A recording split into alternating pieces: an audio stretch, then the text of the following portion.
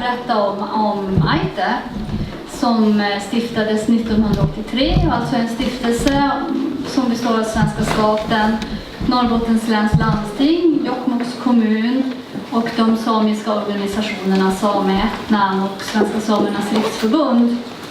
Och syftet är då att bedriva huvudmuseiverksamhet i Sverige för den samiska kulturen, att bedriva specialmuseiverksamhet för fjällregionen i Sverige och att driva ett informationscentrum för fjällturismen. Och själva museet invigdes 1989 med nya bååstedningar, så att vi har firat 30 år i år. Jag ska berätta om 4 fall av överlämningar av föremål eller föremålssamlingar som har gjorts till Ájtte. Och den första förfrågan som Ájtte gjorde om överföring av en samisk samling, den gjordes den 2 juni 1983. Och det var till Etnografiska museet i Stockholm som frågan ställdes. Och i frågan då så betonades den betydelse som samlingen skulle ha för det samiska museet och att paralleller kunde dras till liknande fall på Nationalmuseet i Köpenhamn och deras överföring till Greenland. Och redan samma månad, den 28 juni, så beslutade Etnografiska museet om att bifalla Ájttes förfrågan. Och samlingen kom till Ájtte våren 1988. Och samma sommar ställdes det ut alla föremålen ut på museet. Och Susanna Janok Porsbo, som då var chef på den samiska avdelningen, hon skriver i utställningsbroschyren från utställningen: den överförda samlingen är unik därför att den består av bruksföremål som idag är mycket sällsynta. Föremålen ger en bra bild av hur samiskt hantverk har sett ut under 100 år. Det var cirka 470 föremål som kom till Ájtte och föremålen hade samlats in till Etnografiska under tidsperioden 1834 till 1937. Många föremålen kan vara äldre. Och det är som sagt bruksföremål och det är dräktdelar och det är föremål som är framförallt från nord- och lulesamiskt område. Och till en del av föremålen så har vi också uppgifter om tidigare ägare eller brukare, men de flesta föremålen saknar de uppgifterna.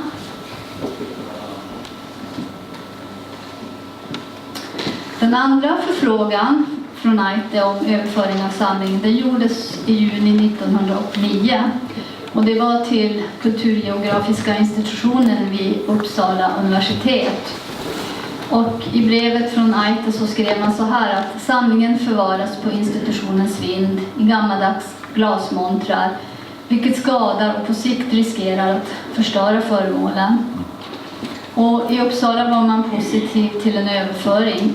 Och 1994 så skrev avtalet om deponering av föremålen till Ájtte under. Och det rör sig om 84 föremål och de flesta är från lulesamiskt område och insamlade av professor Axel Hamberg. Och även här har vi i många fall namn på tidigare ägare eller tillverkare.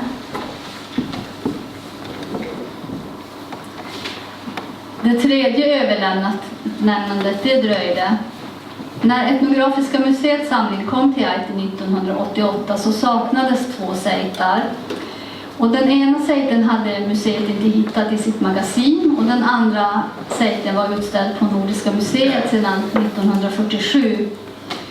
Sejten på Nordiska museet kom från Siepervolta i Jokkmokksfjällen och berättelsen om dess bortförande levde ännu i minnet bland samer i Jokkmokk.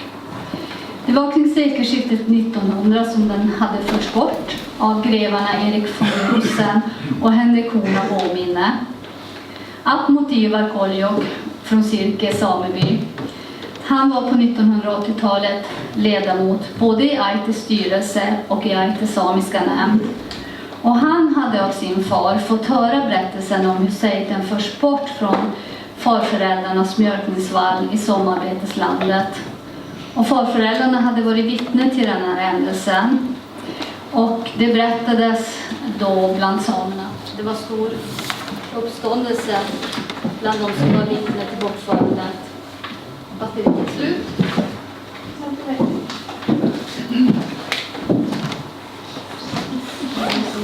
Det var kring... Ja, jag får försöka prata högt då så ni hör. Det var kring Och säkten då, som hade hämtats av de här 2 grevarna, den skänktes till Riksmuseets etnografiska avdelning, nuvarande etnografiska museet. Och i museets katalogportar beskrivs den som säg i form av en sittande fågel. Och vidare så är där skrivet: då den sommaren 1900 skulle flyttas från Vaisalokte, gjorde det i Vaisalokte boende lapparna allt för att hindra dess forslandet. De trodde nämligen att vargen skulle härja bland redarna om guden flyttar. Så länge guden stått på sin plats hade i denna trakt vargen aldrig rivit någon ren. Men egendomligt nog så blev en ren dödad av vargar natten efter gudabildens bortflyttande. För Ahmed Kuoljok så var återförandet av säten en viktig fråga. Och Ájtte anhöll vid ett flertal tillfällen i slutet av 1980-talet om att säten skulle överlämnas till Ájtte från Nordiska museet där den var utställd, men utan framgång. Så går åren och men säten glöms inte bort. Och år 2001 så arbetade vi med en ny basutställning om samisk tro och religion. Och där ansåg vi att säten hade en självskriven plats. Det kom fram då, när vi började undersöka saken, att säten egentligen tillhörde etnografiska museet. Och i november 2001 så gjorde vi en förfrågan till etnografiska museet om säten, som inte hade kommit med de övriga föremålen. Och 3 månader senare i februari så kom svaret från etnografiska museet att det tidigare beslutet om deposition av de samiska samlingarna till Ájtte givetvis skulle omfatta båda de sätarna som inte hade kommit. Och säten hämtades från Nordiska museet och transporterades till Jokkmokk. Så äntligen 2002 i juli så kom den till Ájtte från Stockholm. Och vid en ceremoni den 6 februari 2003 så placerades den i utställningen. För att man ansåg, även från Ahmed och lokalbefolkningen, att man inte ville föra tillbaka den till sin ursprungliga plats, för det ansågs för osäkert. Fungerar det? Ja, det var i alla fall en stark och känslosam ceremoni. Och jag tänkte på det tidigare nu på förmiddagen att prata om att känslorna är en del av det som är grunden för återföringen. Det är det verkligen. Alltså, många samer har ett känslomässigt förhållande till föremålen. Och så var det även i det här fallet.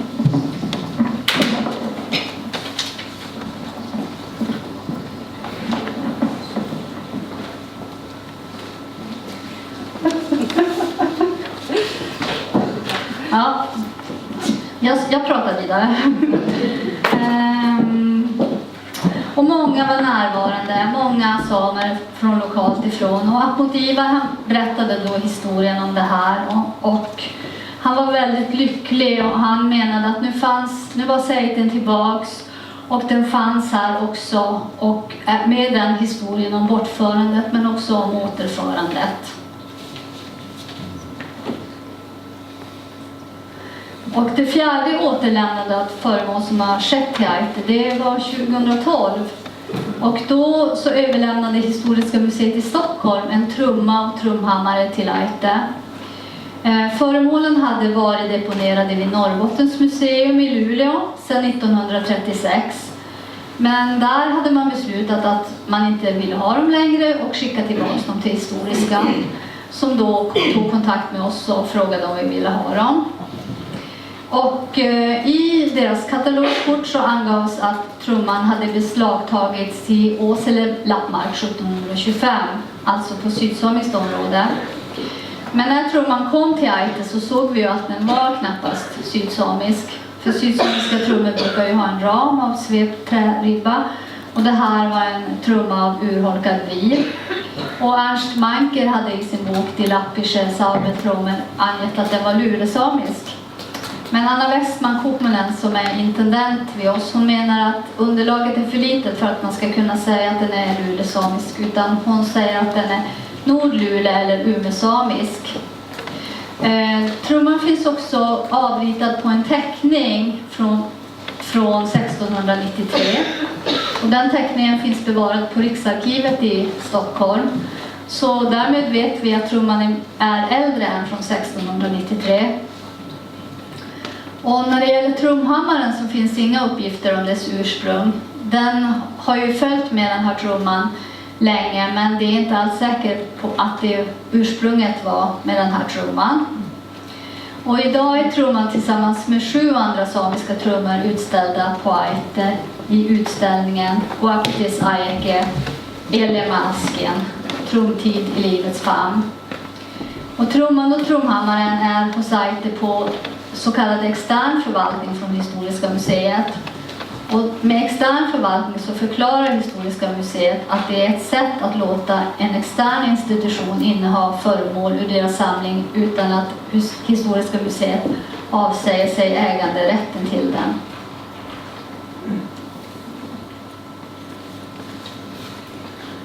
Så.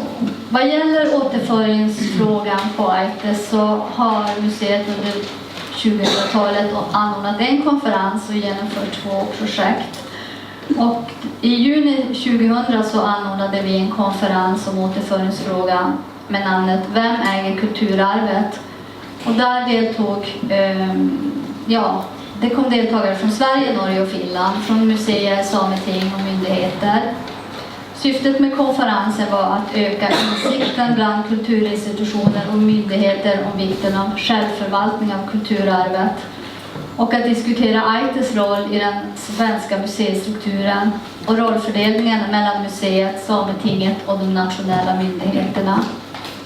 Och Inga-Maria Mulk, dåvarande chef för samiska avdelningen, hon skriver i en rapport som kommer från konferensen: det var angeläget att i en konferens som denna ta upp frågor om återföring av det samiska kulturarvet till samerna.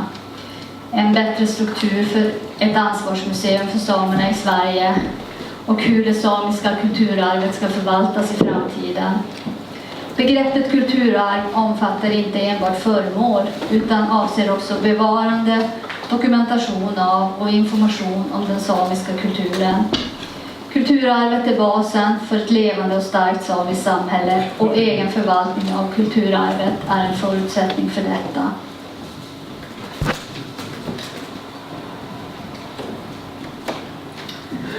År 2004 så genomförde Ájtte-projektet Samiskt kulturarv i samlingar.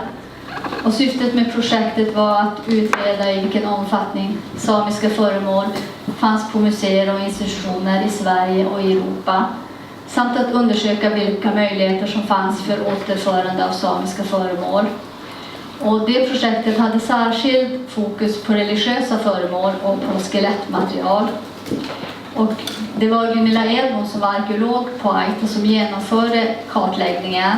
Och det genomförde hon genom att skicka ut enkäter till museer och institutioner i Sverige och Europa samt att besöka några museer. Och det här är några bilder från de besöken.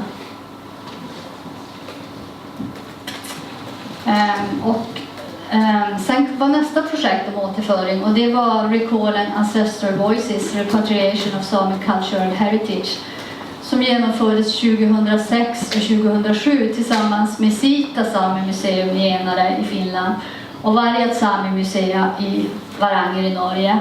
Och jag har ju mina kollegor från projektet Sissel och Eeva Kristiina. Och vi jobbade tillsammans med att försöka kartlägga var samiska föremål fanns i Norden.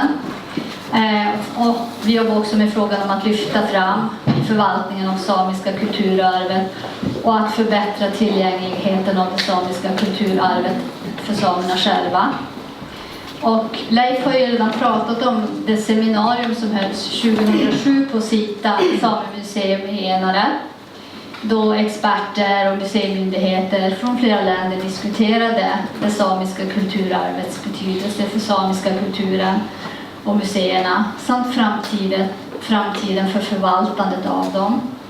Och särskilt viktiga föredrag hölls då av intendent Lena Palmqvist vid Nordiska museet och intendent Leif Pareli vid Folkemuseet, då de framförde att deras museer var beredda att öppna diskussionen om återbörden av föremål till samiska museer. Och idag så vet vi ju vad som har hänt här i Norge. Det är ju därför vi är här med Bååstede Projektet. I Sverige däremot så har varken Ájtte eller Sametinget ställt några krav till Nordiska museet om återförande av samiska föremål därifrån. Och Nordiska museet har inte heller tagit några sådana initiativ till en sådan process. Och det finns några rapporter från de här projekten som ligger på internet.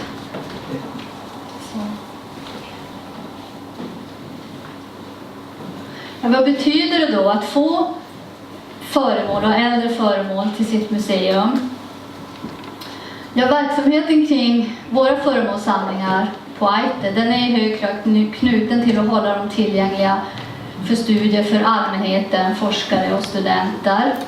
Och vi tar emot privatpersoner som kommer till museet för att studera föremål av en viss typ. Och inte sällan så är det samer som vill studera sin släkts föremål.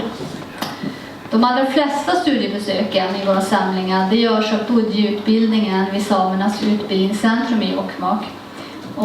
Och den utbildningscentrumen ligger granne med vårt museum. Och vi har ett nära samarbete med skolan. Lärarna tar nästan varje vecka med sig elever för att hålla lektioner med föremål från våra samlingar. Och vi har ett särskilt studierum som vi har inrättat i anslutning till föremålsmagasinen för de här lektionerna. Eleverna får lära sig om material och tillverkningstekniker, om form och dekor, föremålets geografiska anknytning och allmän föremålshistoria. Och en del elever hittar föremål som tillverkats eller används av någon i släkten. Och ofta så tillförs Ájtte information om de här föremålen vid de här besöken. En slöjdare eller slöjdlärare diskuterar med sina elever. Och vi kan också få kunskap om vem som har tillverkat föremålen när en sån information saknas. Vi får också besök från andra utbildningsformer och skolor som till exempel Sámi skola i Kautokeino.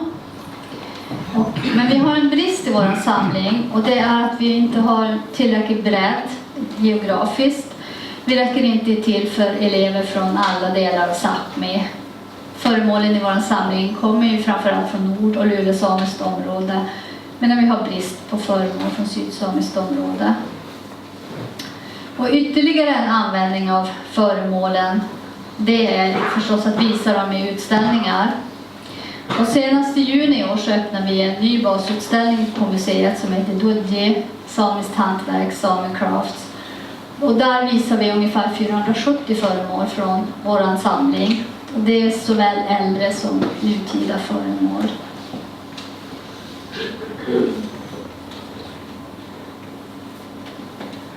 Jag ville bara ge lite information om hur det är i Sverige. Samiska föremål finns ju på museer i Sverige, i Norden och Europa. Och i Sverige hittar du samiska föremål på fler än 60 museer och hembygdsgårdar.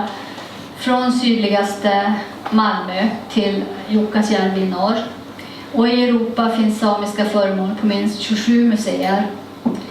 Och majoriteten av de samiska föremålen som finns på museer i Sverige har insamlats under 1800- eller 1900-talet. Vid de flesta av de här museerna så har man ingen eller liten kunskap om samisk kultur och samiska föremål.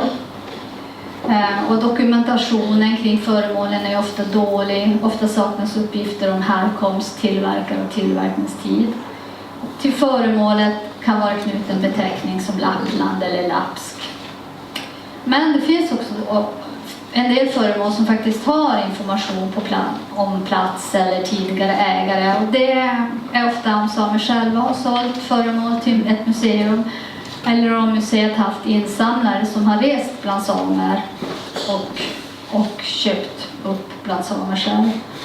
Och termer på samiska saknas också nästan helt.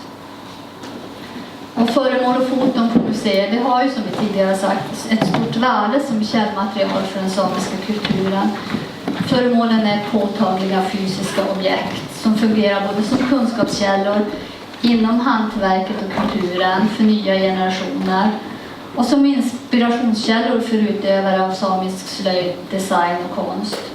Och när de finns i närheten av samerna själva att se och studera så innebär det också ofta att kunskap tillförs föremålen. Men de är inte så lätt tillgängliga för de flesta samerna. De ligger ofta geografiskt långt borta från Sámi och också kunskapen om att det finns samiska föremål runt om i Sverige, den är väldigt liten bland samerna själva. Och det är också vid få museer i Sverige som de samiska föremålen är utställda. Ett sätt att hitta föremålen det kan vara via museets föremålsdatabas. Det går att söka både i de egna databaserna och i de gemensamma databaserna som finns för museiföremål. Och i bästa fall i de här databaserna så finns förutom den skriftliga informationen även bra högupplösta fotografier som gör att föremålen kan studeras i detalj. Och eftersom informationen om föremålen är ofta otillräcklig så blir fotografierna väldigt viktiga.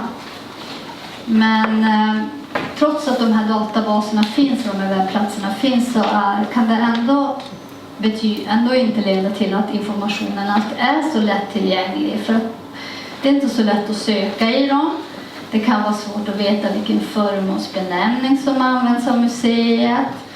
Föremålet har kanske ett felaktigt eller ålderdomligt sakord eller är kopplat till fel region. Och namn på platser och personer kan ha blivit missuppfattat eller felstavat. Och ännu svårare är om du söker ett speciellt föremål och vill avgränsa din sökning. Du kanske söker en speciell typ av band från ett visst område. Det är inte lätt att hitta igen det.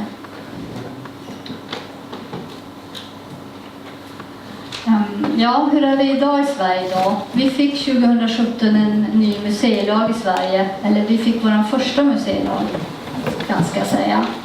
Och samtidigt så fick vi också en förordning om statliga museers förfogande över museiföremål.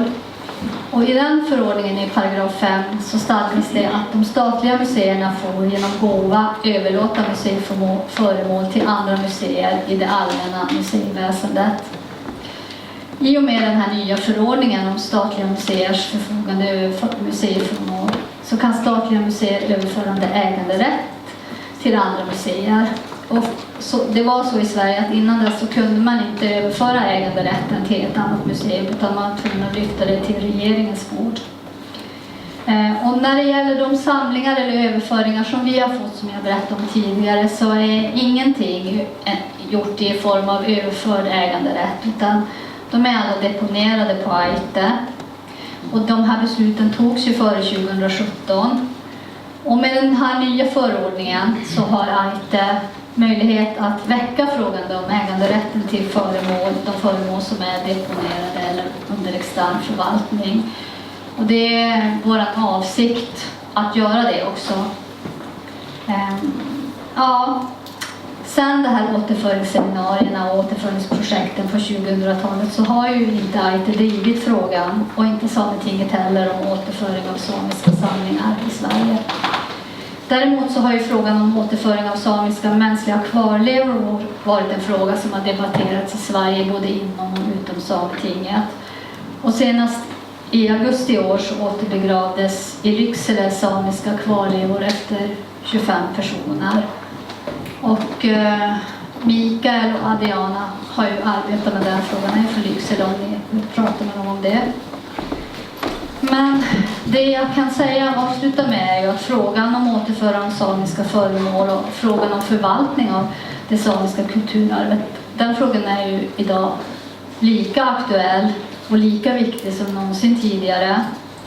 Och med den här nya förordningen så bör det faktiskt vara dags för att i Sverige återaktualisera frågan om återföring av samiska samlingar till samisk kontext.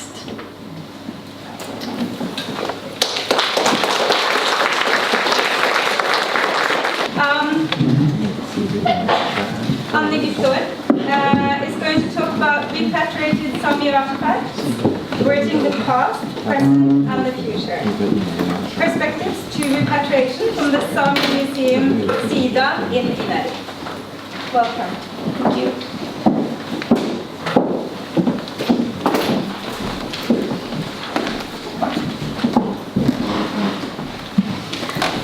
Buona päivää kuokkaille. Mun namalla on Anni Guttorm ja mun puolella Säännömuseo siitä taas Aanäärissä. Tää tuotais Suomelle Åjtte täppe. Oslos muistelemme min repatriationen varpus. Mutta tää mun aikon jorkalikkoitti kielä ingilaskilin. Hello everyone. My name is Anni Guttorm and I bring greetings from the Sami Museum Siida in Inari, in Finland. It is a great pleasure to be here today to talk about our repatriation work. I work as a curator at the Sami Museum and I've been lucky to be part of these repatriations during my time there. I will talk about the work that we have done in the repatriation, but also the experiences we have of it and also some of the future visions that we have. But since 2015, there have been several Sami artifact repatriation cases in Finland, and we are extremely happy and thankful of these repatriations because through them, many Sami artifacts have returned home after being in South for hundreds of years. But first, as a background information, I will tell you a little bit about our museum and our work there. As a national museum of the Finnish Sami, and as the only Sami museum in Finland, Sami Museum Siida has a nationwide responsibility of collecting, preserving and presenting the Sami cultural heritage in Finland. In 1999, Sami Museum became one of the 16 special museums of Finland, which each have their own special tasks and fields of collecting. And according to that, Sami Museum has a special task in taking care of the Sami cultural heritage in Finland. This responsibility strengthened even more as the Sami Museum became part of the National Taco Network, which coordinates in cooperation acquisitions to collections.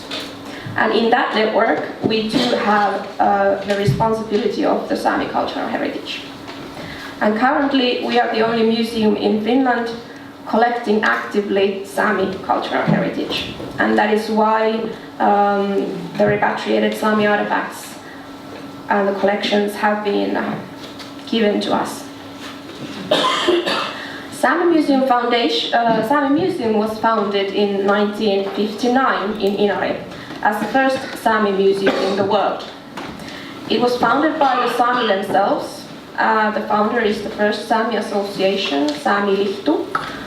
And the idea of founding the Sami Museum was to preserve the Sami cultural heritage that was left after the Lapland War in 1944 to 45 had destroyed vast areas in Lapland and in Sámi. In its first years, Sami Museum focused on collecting objects, documenting the Sami cultural heritage and planning and constructing the open-air museum. Then the open-air museum was opened for the public in 1963, and since it has been open every summer. And then to secure, to run and supervise Sami Museum's work, the Sami Museum Foundation was established in 1986. And the Siida building, where we work now, was opened in 1998. And it consists of organizations of Sami Museum and the Nature Center of Northern Lapland. And nowadays we are one of the most popular visiting places in Lapland with over 120 visitors per year. And we work in the whole Sami area in Finland.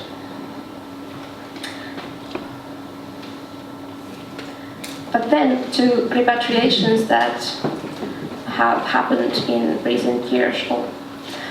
So in 2006 to 2007, Sami Museum Siida Ájtte Swedish Mountain and Sami Museum in Sweden and Varanger Sami Museum in Norway conducted a project recalling ancestor voices, repatriation of the Sami cultural heritage. Like we heard already, the project targeted to find out which museums in Nordic countries have Sami artifacts in their collections. And this project led the way for the current repatriations of Sami collections to the Sami museums and communities. The first repatriation to the Sami museum Siida came from the museum center Vaperikki in 2015. The collection of Vaperikki consisted of 45 Sami artifacts from 1800s. They were collected in 1905 from the Inari area by painter Gabriel. The negotiations between Vaperikki and the Sami Museum started in January 2015, and already in May the collection was transported to Inari. The collection has mostly artifacts related to clothing, and then there are some tools too. The second repatriation happened in 2016 when Elina City Museum repatriated their Sami collection of 25 Sami artifacts to us. The Sami artifacts of Elina City Museum were collected by travelers and officials working in Lapland from the areas of Inari, Utsjoki and northern Sodankylä in the beginning of 1900s. That collection consists mostly of clothes and textiles, as well as bone and antler artifacts, of which the oldest are from the beginning of 1800s. And then, in spring 2017, the National Museum of Finland and the Sami Museum concluded a letter of intent, according to which the National Museum will donate a collection of Sami artifacts to Siida in near future. And that means when we have proper spaces for the collection. The collection consists of approximately 2,600 artifacts, and it includes the oldest Sami objects found in Finland. I think we will hear more about that later on. And then in 2018, the Forest Museum Lusto repatriated the Sami collection, about 10 artifacts, to the Sami Museum. And the artifacts, they are from the beginning of 1900s, and they are very practical objects related to transportation and migratory lifestyle of the Sami.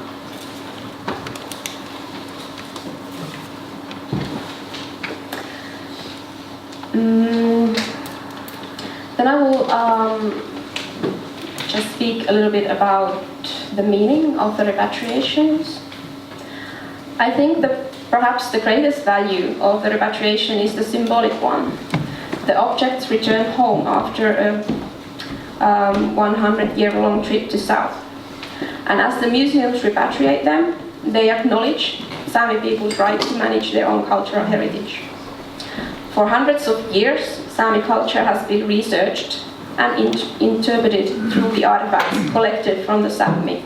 And therefore, now it is important for the Sami to be able to use and interpret that information from the Sami perspective. In that way, the traditional knowledge in Sami culture is managed by the Sami themselves. From the Sami Museum's perspective, these repatriations have strengthened the position of the Sami Museum as a national special museum and as a national museum of Finnish Sami. The artifact collection, the artifacts in our collections are from the 1900s, and these repatriated artifacts are from the 1800s, and they complete our collections. Through repatriated collections, we can display and examine the artifacts in the Sami community, and in that way we can bring back knowledge and revive know-how. I think in the repatriations, Sami Museum's most important task as a caretaker of the Sami cultural heritage is to be an intermediate and enabler of the process and further on in the work that, for example, in the revitalization work. For the Sami community, I believe these repatriations have huge meaning. For artisans, students, teachers, researchers, it is easier to visit our collections than collections in the museums far away. In Sápmi, the Sami artifacts have natural special values because many of the repatriated artifacts can still be traced to their original owners, makers, and users. And this creates a bridge between the past, present, and future Sami generations. Also, the repatriated artifacts carry silent information, for example, about traditions, worldviews, ways of making handcrafts, and social system. And this is a rich source for the cultural revitalization work. For rehabilitating the culture, it is the traditional knowledge and information within the artifacts that has a significant value. And in the repatriation processes, artifacts are re-socialized by placing them to their origins and recreating and recalling meanings to them. So all in all, the key value of the repatriation is returning the traditional knowledge and memories within the artifacts.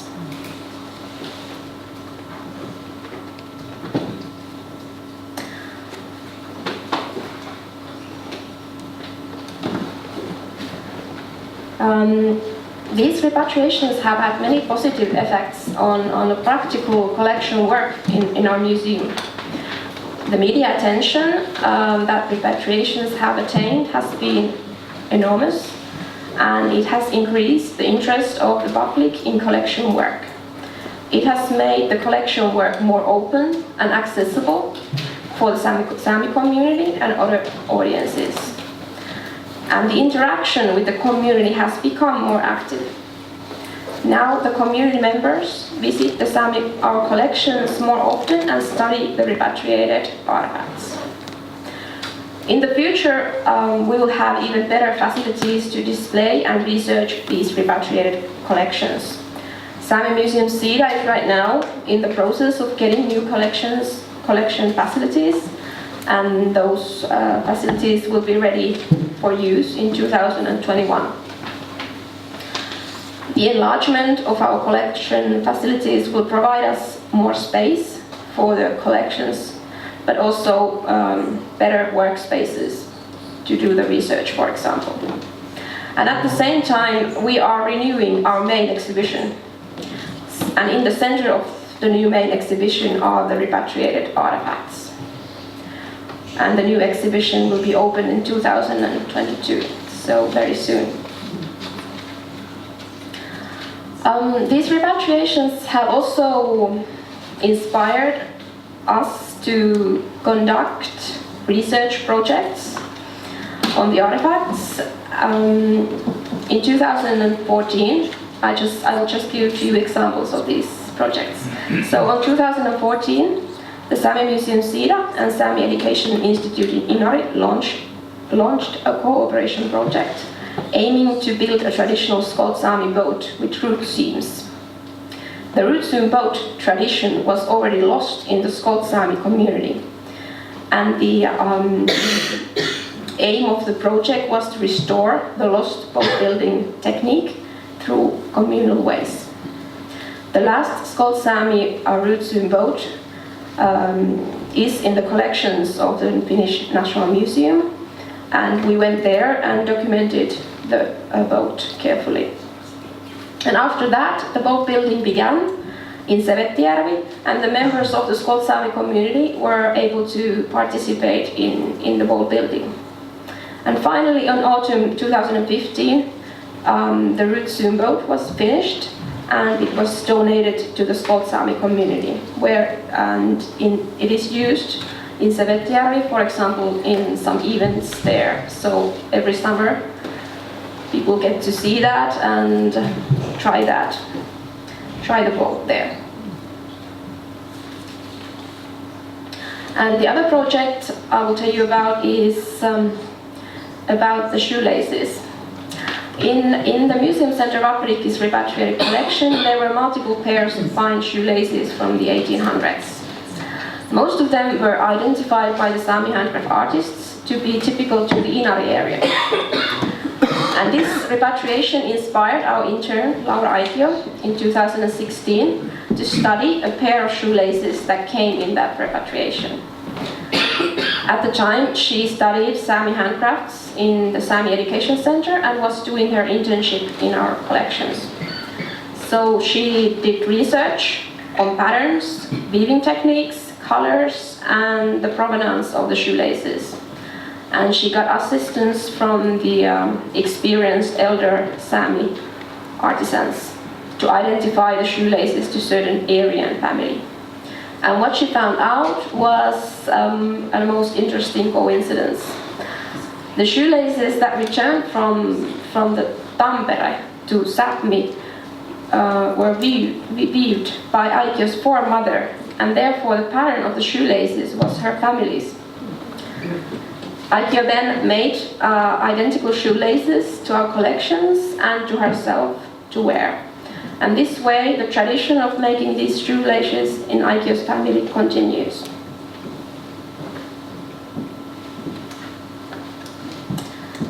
Then something about the future visions and perhaps new ways of repatriation. I don't actually have an answer to this, but I have, maybe that's a question for you too.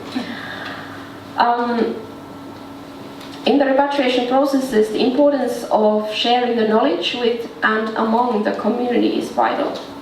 Digitalization is one key to this, as it enables the easy access to the knowledge and widens the audience if that is wished. Due to repatriations, the openness and availability of the Sami Museum's collections has become more important and required. One solution to that is to make artifacts accessible in the internet. And since the large number of the Sami in Finland lives nowadays outside the Sápmi, it is necessary to enable them as well to examine the collections, even from the long distance.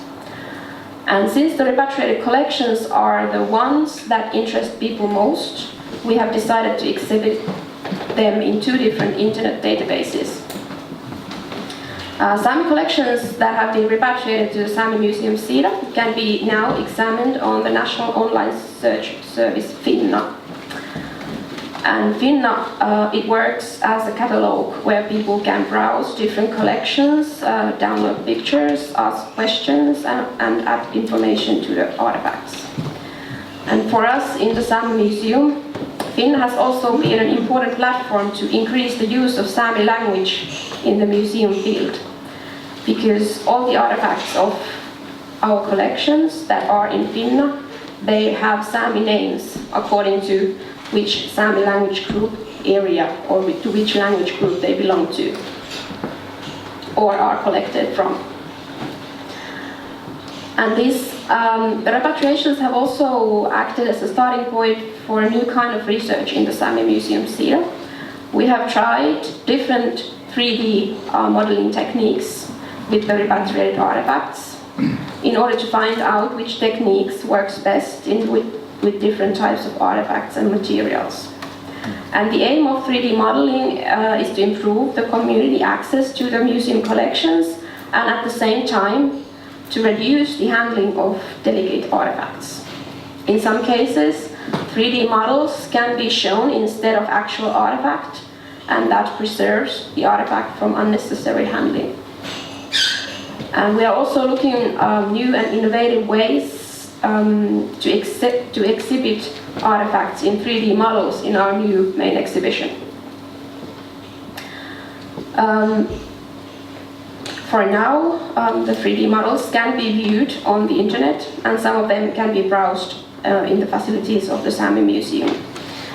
But when making the collections available on the internet, it is, however, important to decide carefully in cooperation with the community which artifacts can be published in a public service and which ones are just to keep for the community.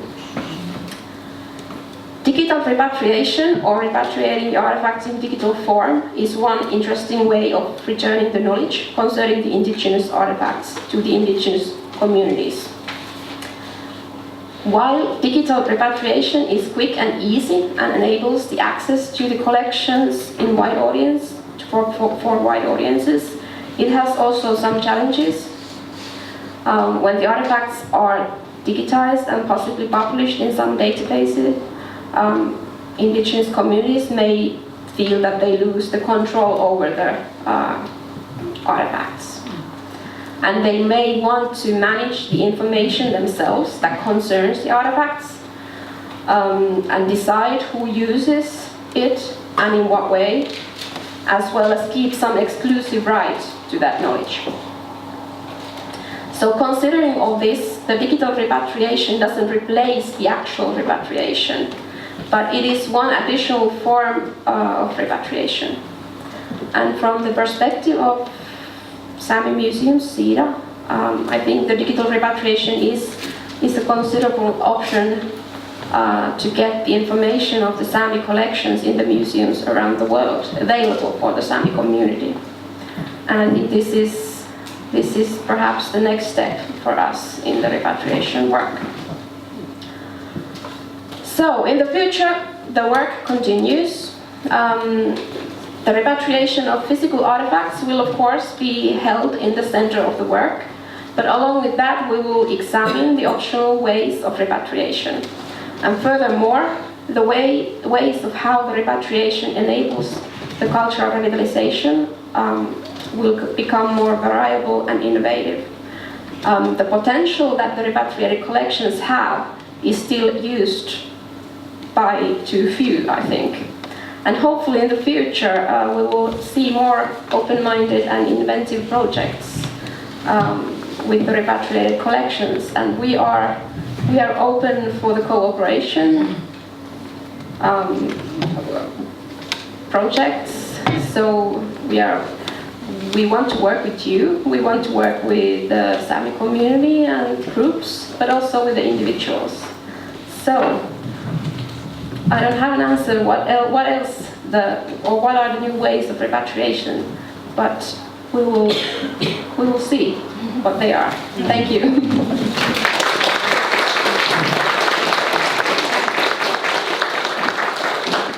Thank you so much, Anni. Our next speaker is Dr. Elina Anttila from the Finnish National Museum in Helsinki. And her talk is called Repatriation of the National Sami Collections in Finland. Very nice to see you again.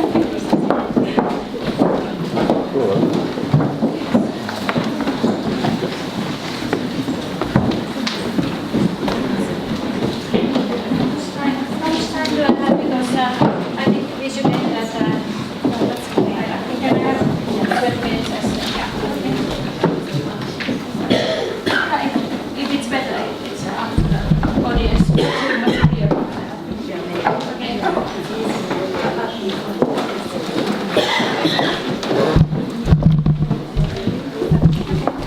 Can you hear me? Thank you very much for calling me here, and it's an honor to speak here with this audience, all professionals of Sami topics and questions.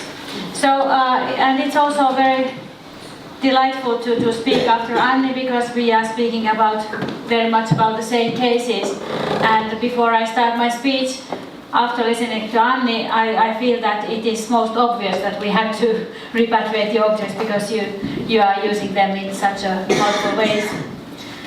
So the Finnish National Museum had a large collection of Sami objects, and here you can see that in 2017, in April, me and Sari Valkonen, director from the Siida, are signing papers that we will donate the collection to Siida, and Siida will accept this donation, so it's a mutual agreement.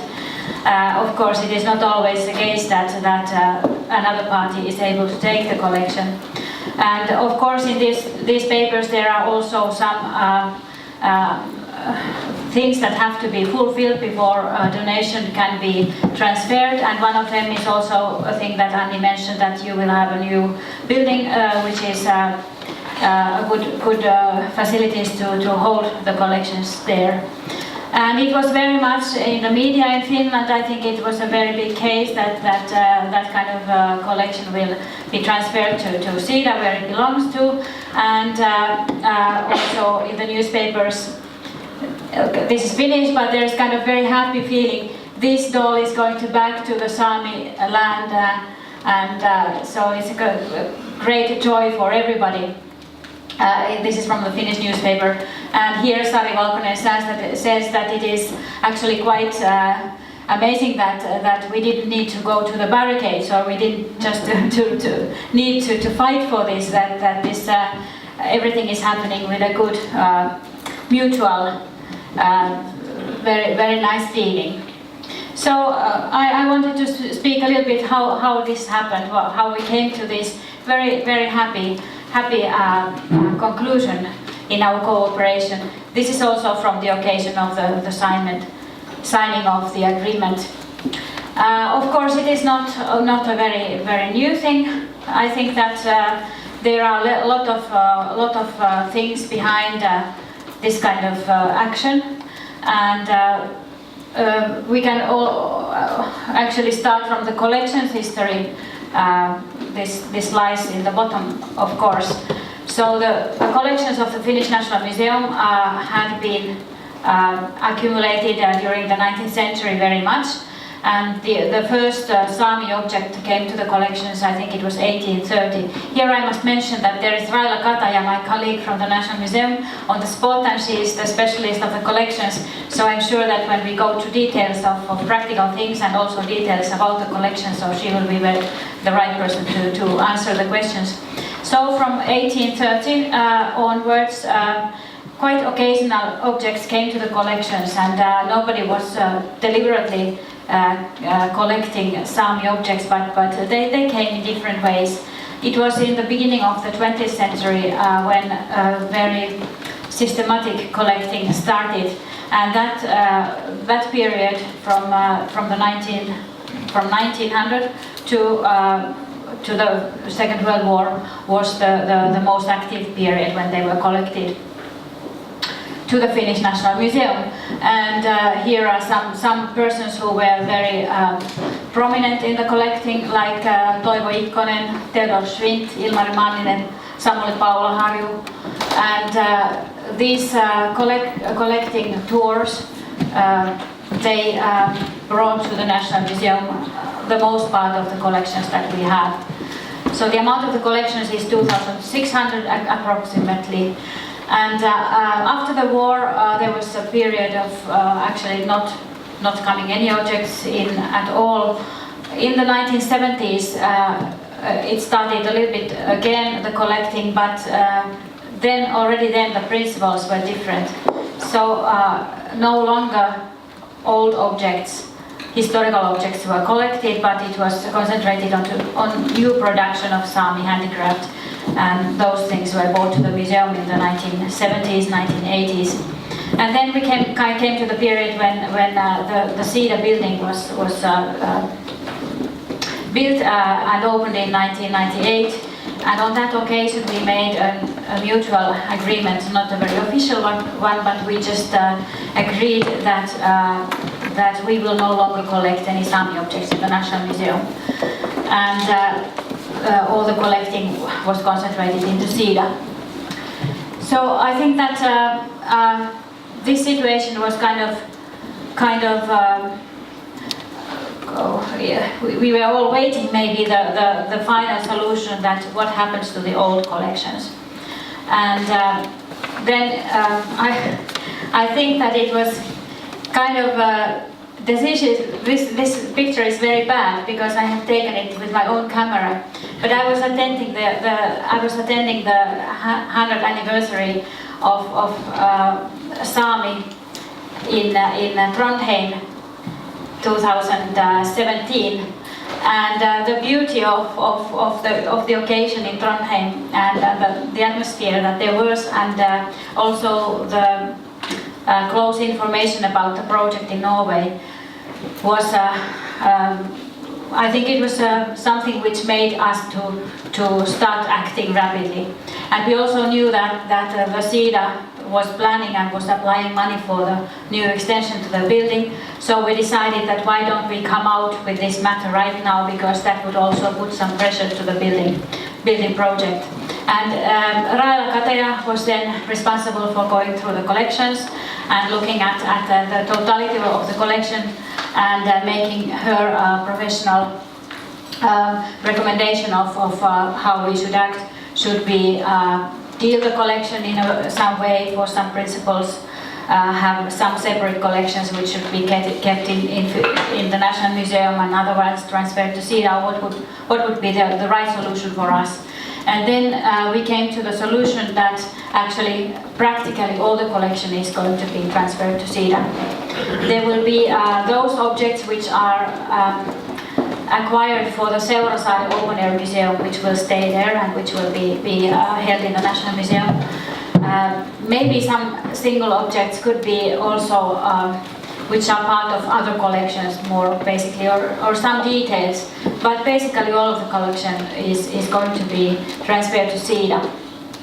And I will talk a little bit more about that later on, but I just wanted to go back to some other things which are not only Sámi things, but which are general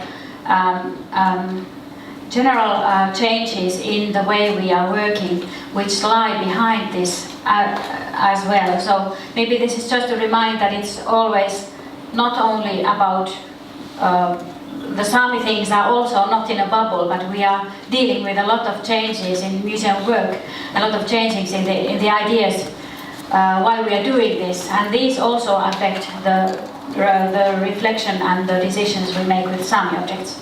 So we made collection policy kind of new guidelines during the last few years, and they are basically, one thing is that we really have to think why we are collecting and why we are taking care of all these objects. We always tend to think that we are collecting the objects to hold them for the future generations to come, so that they can come back to our time and they can come back to the old times and understand those things and so on. But I think that since we are an old museum and we have been collecting from the early 19th century, so actually we ourselves are now already one of the futures. We have to actually know that why we use these collections. We have to see that what is the benefit and what is the added value that we get from the collections, and therefore we also have to use the collections in multiple ways. We have to find out things where these collections can serve us and to make our lives richer and to make us wiser and to contribute to a better life. And that's also something which lies behind in this repatriation, that it was clear that these collections would the best serve our society and the world in a whole, just if they were given to Sámi.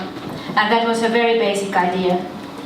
Also, we have been very much thinking about what museums are for, and the way museums are operating is changing very much. And one of the things that is crucial in our operations is that people have to be part of the museum activities. They themselves have to be participants in decisions, what we collect and why, and participants in interpreting what the collections tell us and so on. So these pictures are kind of requisite, but these are from a vintage market on the museum backyard. So this is one way of making old things matter.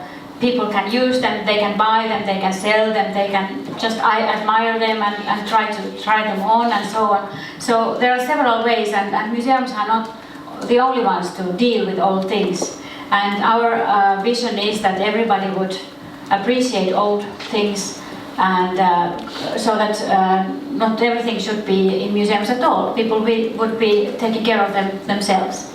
Also participatory activities. We have saunas this is the National Museum of Finland, and you can see that people have to have a sort of own contact to the things that museums deal with. So we try to go closer to the people. And this is also something which, if we think about the Sami collections and the Sami society, so they have to be together. And that's not only, in this case, it concerns all the museum work. This is also one thing that we were considering, because we are the Finnish National Museum. And what is Finnish and what is national? I think that this is something which we have to rethink over and over again. So, National Finnish Museum cannot be only for a certain group of people which are which have always been there, their roots are there, they are certain kind of ethnic background, and they speak Finnish and so on. Finland is full of people, different people. We have a small Japanese community, and we made a Japanese kind of happening together with them. So I think the National Museum is for everybody who is in Finland. And this is one of our leading principles, and we have to operate in that way, that we are for everybody in Finland.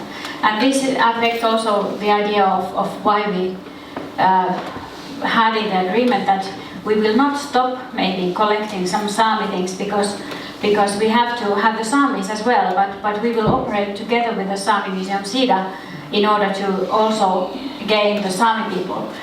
We have started a cooperation with Romani Society to collect Romani objects and also to show them, and also to have events and happenings which are for Romanis or by them, things which they would like to provide to their community or also to other people. These things we are making always together with the people concerned. We could not do anything like this without them being with us. But the point is that the National Museum is multicultural, and it concerns anybody who is in Finland. Also, we have immigrants coming to Finland for different reasons. We have had talking together and all kinds of things where we try to have an interaction between different cultures which are living to Finland and which ought to live together peacefully and understand each other. I think that's the most important task for a museum, that we just push people to change their ideas about their culture and their world views, so that we understand each other better. So coming back to the Sami, which is today's topic. So when we decided to donate the Sami collections to Siida, I think that we also very much thought about our role in the future, because as I said, it is important that the National Museum is also national for the Sami people. But we have thought about our mission in a way that it is more like history of the Finnish state, not history of the Finnish people, because people are different and there are other people than Finnish living in our country, as I said, and so on. But we are talking about Finland as a country, and there comes kind of a natural role in our relationship also to Sami collecting and Sami objects, because we have to tell about the things how in our country Sami people have been operating there, and what difficulties they have had, what is the history there, what are their meetings with other people in Finland, and how is their role when we go from out from Finland and so on. So all these matters which are more history of the Finnish state, I think that they are things that we can still tell about. And one of my expectations for the key cooperation that we have started with Sami Museum Siida is that we can also discuss this together, and they can maybe advise us that this aspect should be taken into your storyline of Finland and so on. Also, very shortly, I just mentioned that we have also made repatriation policy in general in the National Museum of Finland. That means that we have gone through discussions about what are the things that we have to consider when something is asked or requested from our collections. Right now, today, I have been busy because yesterday Mr. Trump and our President Niinistö met, and then in that press occasion, they raised up that Finland is giving back bones from Mesa Verde collection in the National Museum to United States. And so the press has been calling me very actively today. So we are also reconsidering matters of repatriation as to our other collections as well. And this is something which all museums have to go through now. And so just to inform that we will give back bones from 22 persons and some items which were in the tombs. And this collection is originally collected by Gustav Nordenskiöld in Mesa Verde, Colorado area, and they are going back now. But we have a Mesa Verde collection which is larger, so it is a question of the human remains right now and the funerary items. A few more slides about how we cooperate with Siida, and this is the most important thing. I think that maybe all this reflecting about the repatriation things and everything, it was all very much affected by the cooperation that we have had with Siida. So our cooperation affects all the things that we are doing elsewhere as well. Right now we are making together an exhibition about the collection which is going to be repatriated, an exhibition about Sami culture, and also an exhibition about repatriation. And that is going to be shown in our museum, and then the objects are leaving from our museum and they are finally going to the Siida. In between, we can also lend that exhibition to other countries if they want to show an exhibition like that. I think that it would be a nice thing to show that we can deal with these things with a very peaceful and very positive way. I think it's something we can be proud of in the Nordic countries. We have also had a Sámi event, which was very nice, and actually Norway supported it because we got from the Norwegian embassy a budget for that. And there we had, this Suopantero exhibition was another case. It was a small exhibition in our museum, which was fantastic. I think their posters, but this Sámi day was having a program for professional museum people. Some of you might have been there as well. And also there was a kind of not a marketplace, but we had some pop-up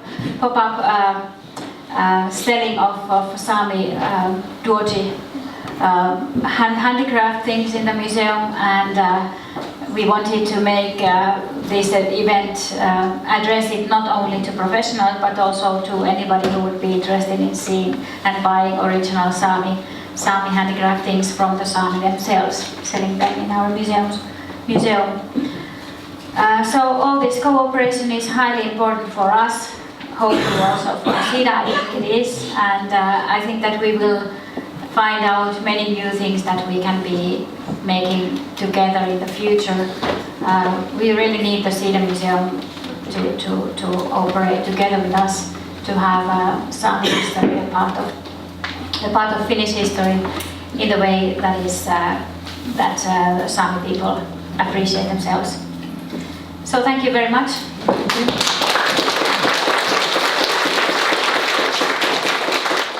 Mille Gabriel, who is a senior researcher at the Denmark's National Museum, is going to speak about UTIMUT, the return of cultural heritage from Denmark to Greenland.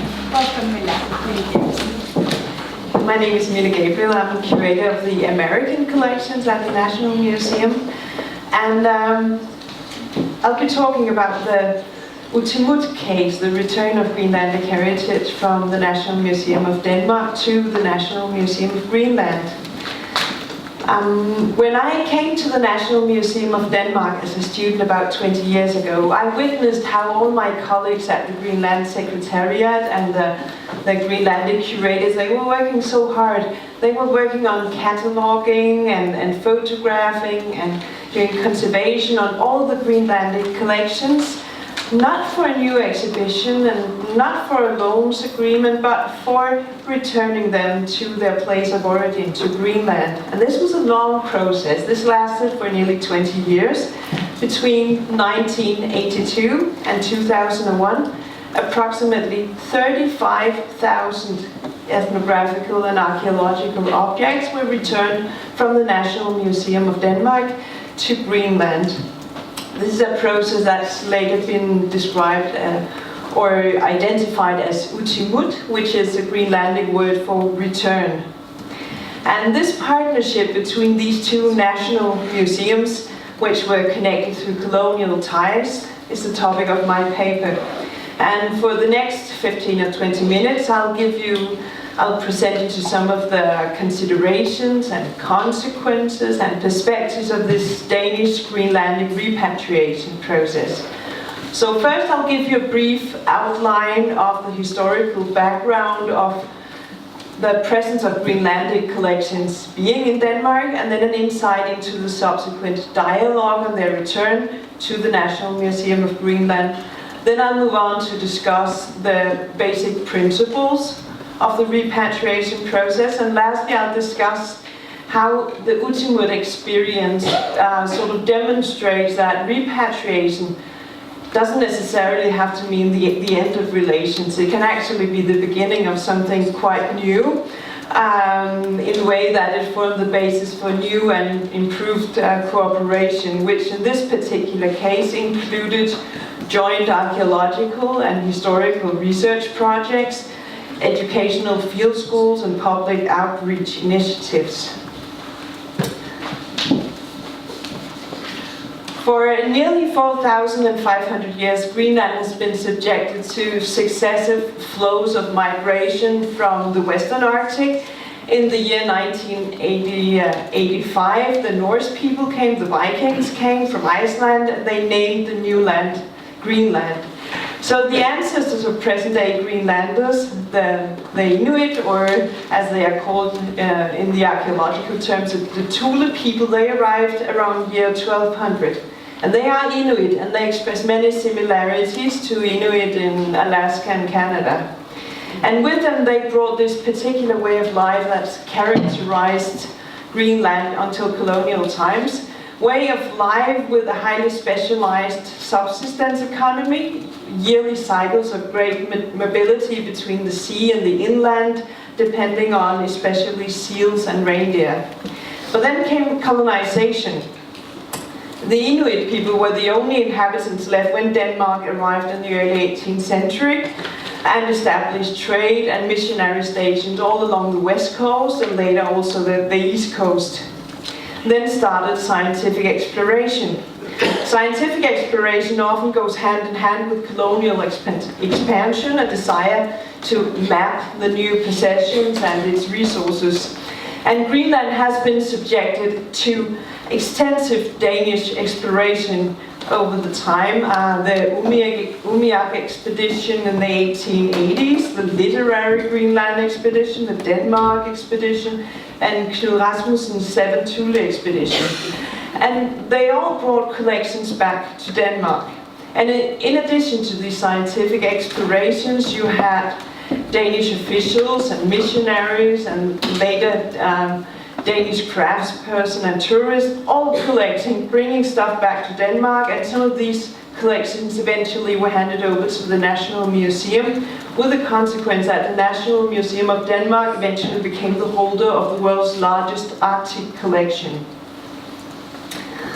The Greenlandic politician Ájtte once described the Danish hunting for these kinds of collections as part of the same colonial expansion responsible for the hunt for Greenlandic resources, such as the bowhead whales, shrimps, and oil, in addition to the hunt for the soul for the Greenlanders through missionary endeavors. This was all hunting without sharing, he said, which is something very unfamiliar to Inuit customs.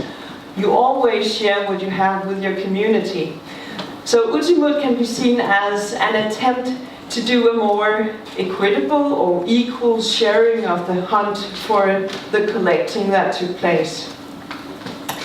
Greenlandic request for repatriation goes back nearly a century and have from the outset been closely connected to both the formation of museum institutions within Greenland and with the overall process leading towards independence.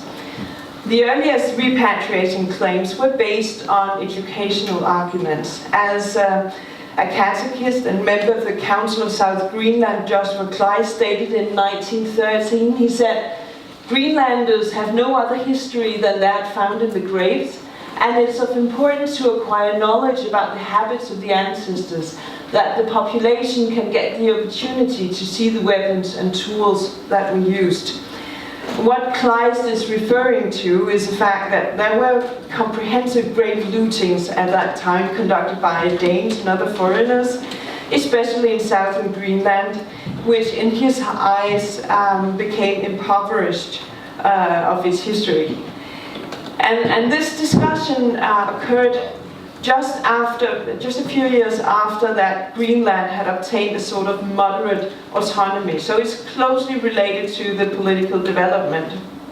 Later, again in 1954, Greenlandic priest and author Otto Rosing argued for the importance of museums as a way to preserve knowledge. He said, "The younger generation has no possibility to understand the ancestors' ingenuity and skillful crafts because we have nothing to show of their tools and works.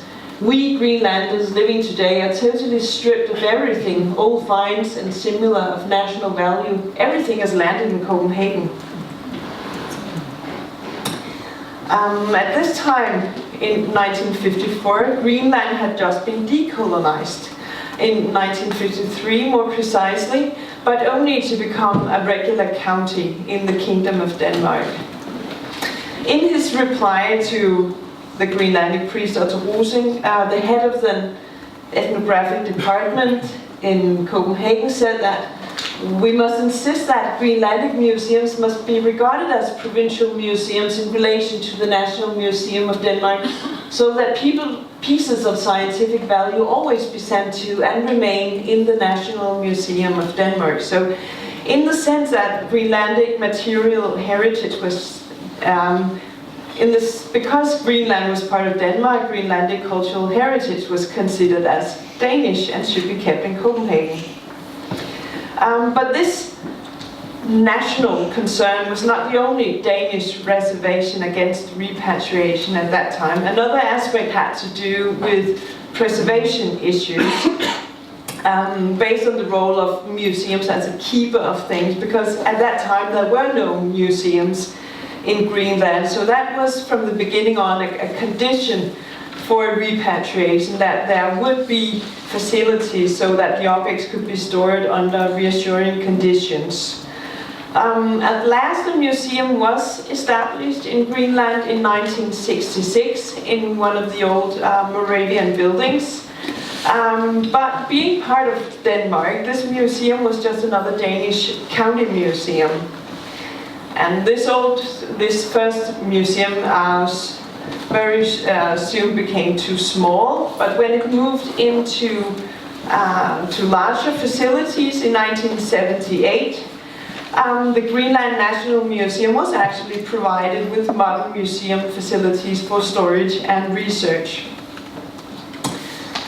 And from the 1970s, demands for self-determination and independence were intensified in Greenland, demands which eventually led to the negotiations between Denmark and its former colony, and finally resulted in the introduction of Home Rule in 1979. And the introduction of Home Rule was accompanied by a wide-ranging legislative program, also including museums and cultural heritage. And now the museum from 1966 actually became the National Museum of Greenland, and they soon discovered that they didn't have the proper collections to serve as a national museum. But now it was actually considered only natural by Denmark to split the collections and return parts of it to this new national museum. And As a first symbolic manifestation of this new positive attitude, we saw the return of a unique collection of watercolors painted by the Greenlandic hunter and artist Aaron of Kuoljok in 1982. Here you see some of his work. And these are very important to cultural, historical importance in Greenland. But this was just the beginning. In 1983, the Repatriation Partnership was formalized with the construction of a committee consisting of 3 members from Greenland, appointed by the Greenlandic Home Rule, and 3 members appointed by the Danish Ministry of Culture. And what is of importance is that negotiations were taking place on a strictly museum professional rather than political level. And the objective of this committee was to monitor and head the division of the Greenlandic collections, and for this they worked out these following criteria. The first criteria is that both Greenland and Denmark would hold a representative museum collection of objects from Greenland. So it was never a discussion to return everything. Also from Greenlandic side, it was a wish that there would be representative collections in Denmark as well.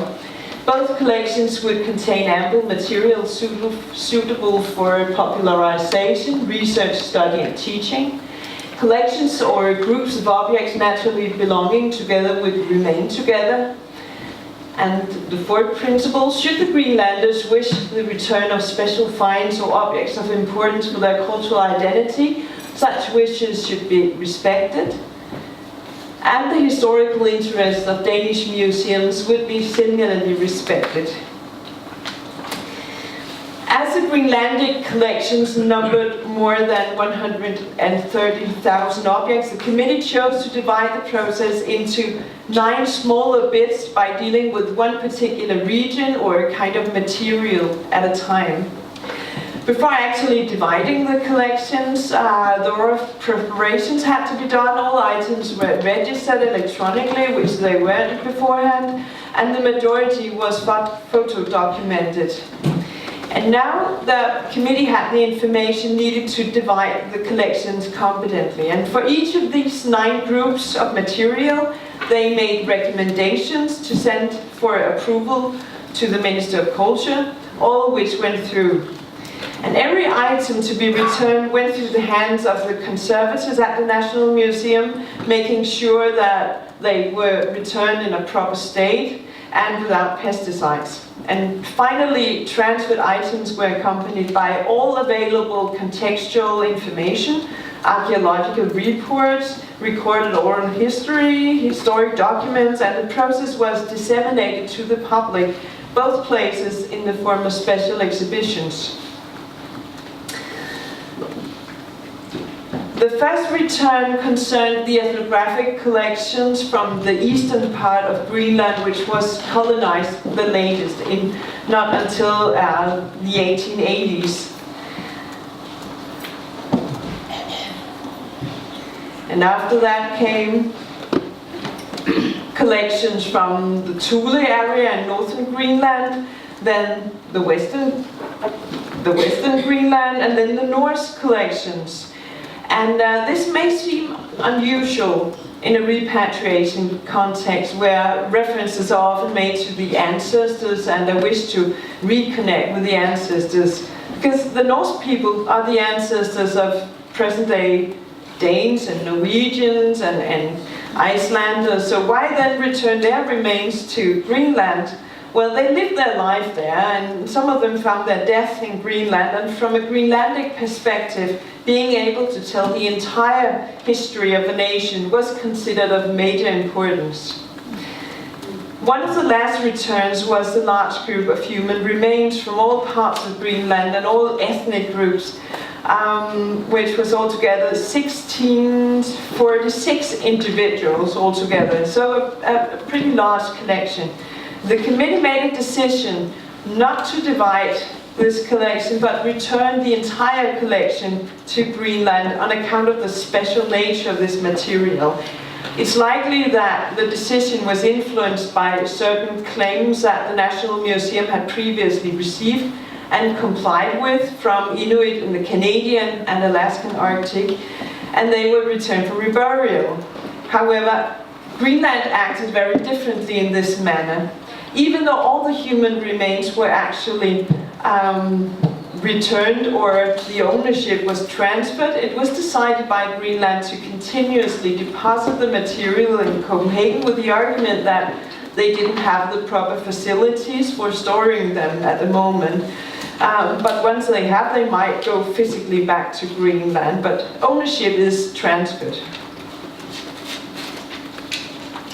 So the impact of history and its material remains on processes of identity formation has been repeatedly stressed, for instance, by the head of the Greenlandic government at that time, Jonathan Mossfeld, who argued that psychologically it's of great importance to have your own past right outside your door. It's very important to get your identity right. Everybody's interested in questions such as, who am I, where do I come from, and what is my history? It's often remarked that decolonization should be followed by the return of cultural heritage, which then is supposed to sort of mark the end of the relationship. However, the UTIMUT experience reveals that repatriation doesn't necessarily mark the end of relations. It actually holds the potential to do the exact opposite, to form the basis for new and improved collaboration. In this particular case, collaboration is not restricted just to the two national museums, the one in Denmark, the one in Greenland, but it includes all kinds of other interest groups or groups working with Greenlandic cultural heritage. As a start in 2000, Greenlandic Research Center was established at the National Museum of Denmark on the basis of a partnership agreement between the two national museums. And the aim of this center was to conduct archaeological and ethnohistorical research in Greenland, taking the divided collections as a starting point, meaning that from now on you always have to go to both collections because it has been divided. In that way, we also make sure that we need to cooperate for the future. So the agreement means that researchers from Denmark and Greenland can always undertake exchange visits and that they have free access to the shared collections and archives. And the activities of this center have been almost equally divided between the publication of old existing collections and new research projects taking place in Greenland, including joint fieldwork.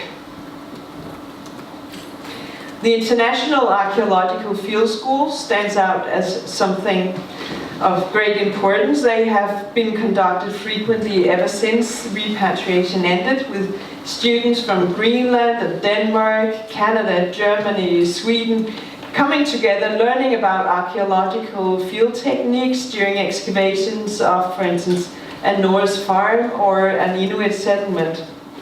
And the positive outcome of this is that an increasing number of young Inuit Greenlanders, or just Greenlanders in general, decide to get an education within archaeology or history. And a couple of years ago, Greenland had its first Greenlandic PhDs, one in history and one in archaeology.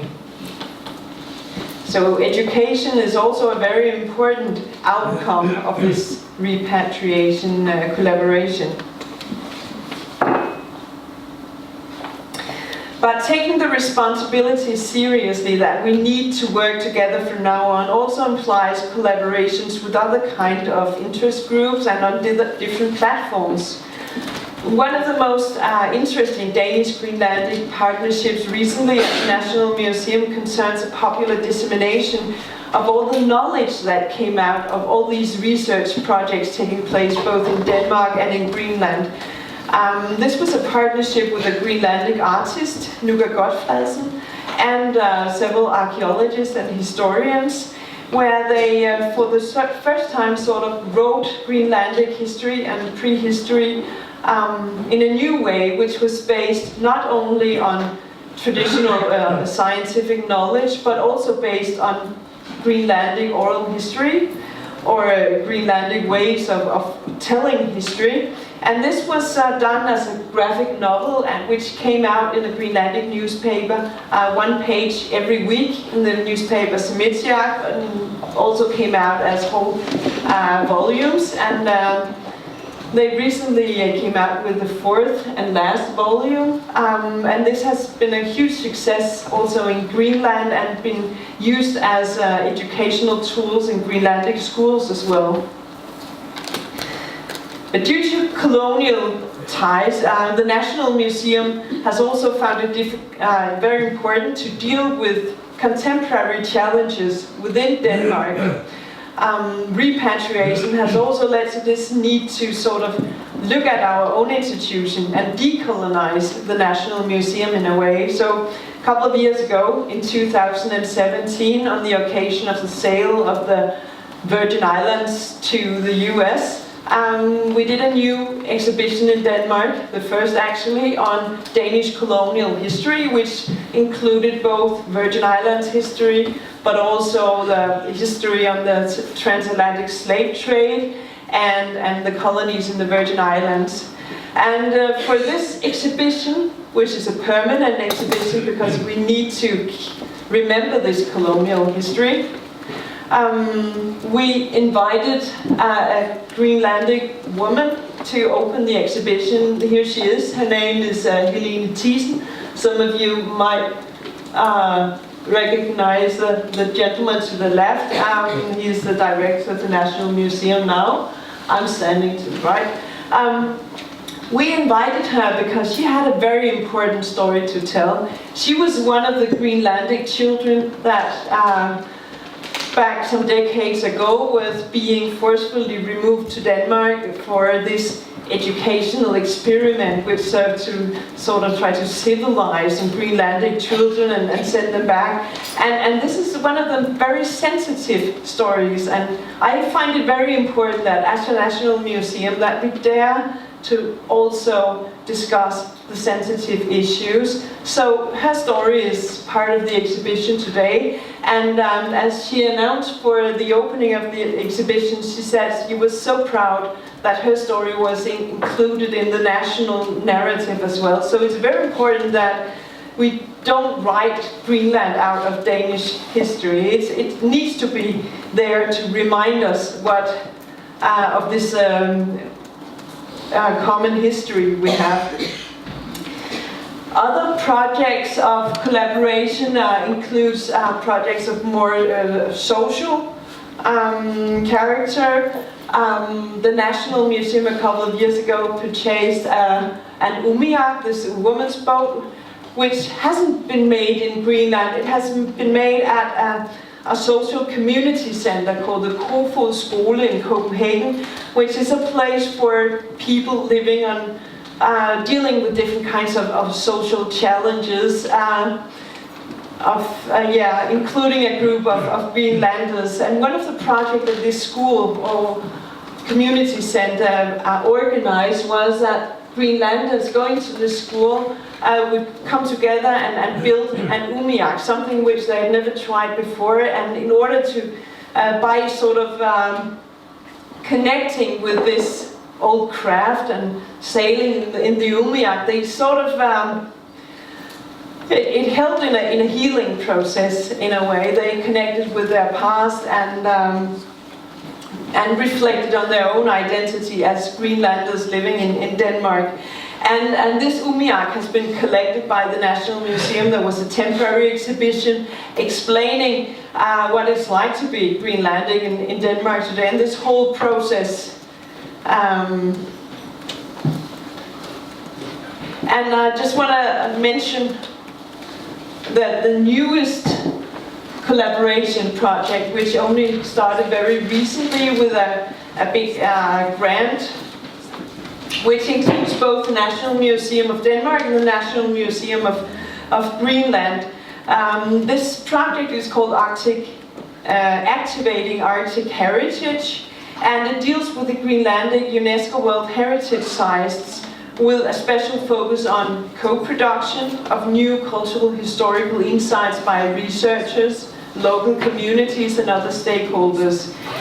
In 2017 and 2018, 2 areas in Greenland, the Kuoljok in the southern and Asavisuit in the western part, were added to the UNESCO World Heritage List. And one of the main focus of this project, besides from acquiring new knowledge about the past, is also to work in dialogue with local communities and do this kind of co-production of knowledge and challenge the conventional perception that Western research-based knowledge is incompatible with indigenous ways of knowing. So it's a project that focuses on method development. How can we work together? And this project only just started up this summer and will go on for the next 4 years with participants from both museums, but also in collaboration with local communities and local museums. So, to sum up, the national museums in Denmark and Greenland have gone through this long process of focusing on repatriation and collections management to an equal partnership with regards to research and education and public outreach. So I believe the main lesson learned from this process is that repatriation is only just beginning. What's important is all the stuff that we can do when we work together in terms of joint research projects and educational initiatives like field schools, for instance, but also public outreach initiatives. So that's it.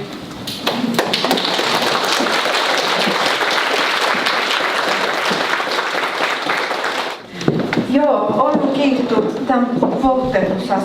Mulle on muijillus kiitos rahkis kärjenelle, kun ottais jotihäkki ja puhut rahkiskollegat ja puori olmat täppä.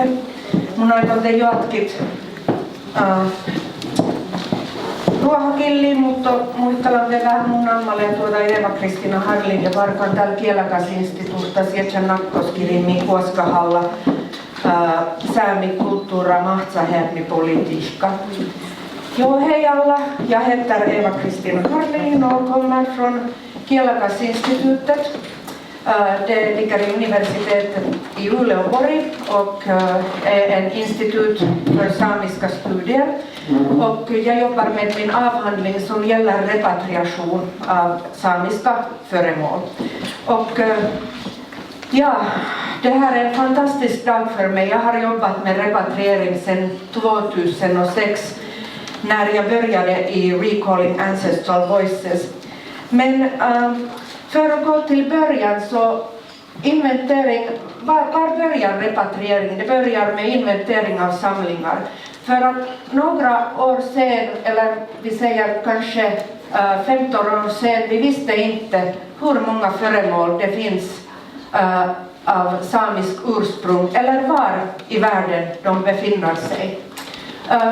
I Sverige har man börjat ganska tidigt och forska på samlingar och göra olika slags av inventeringar. Så i 1980 pågick en inventering av Inga-Maria Mulk och Marianne Nilsson där de två forskade på föremålssamlingar i Sverige.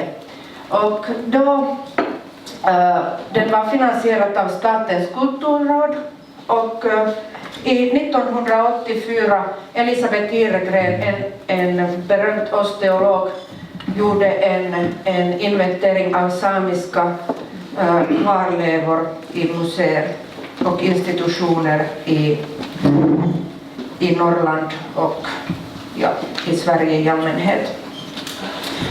Då, som Sunna Kuoljok redan berättade, i 2003 det gick en inventeringsprojekt i Ájtte som hette Samisk kulturarv i samlingar.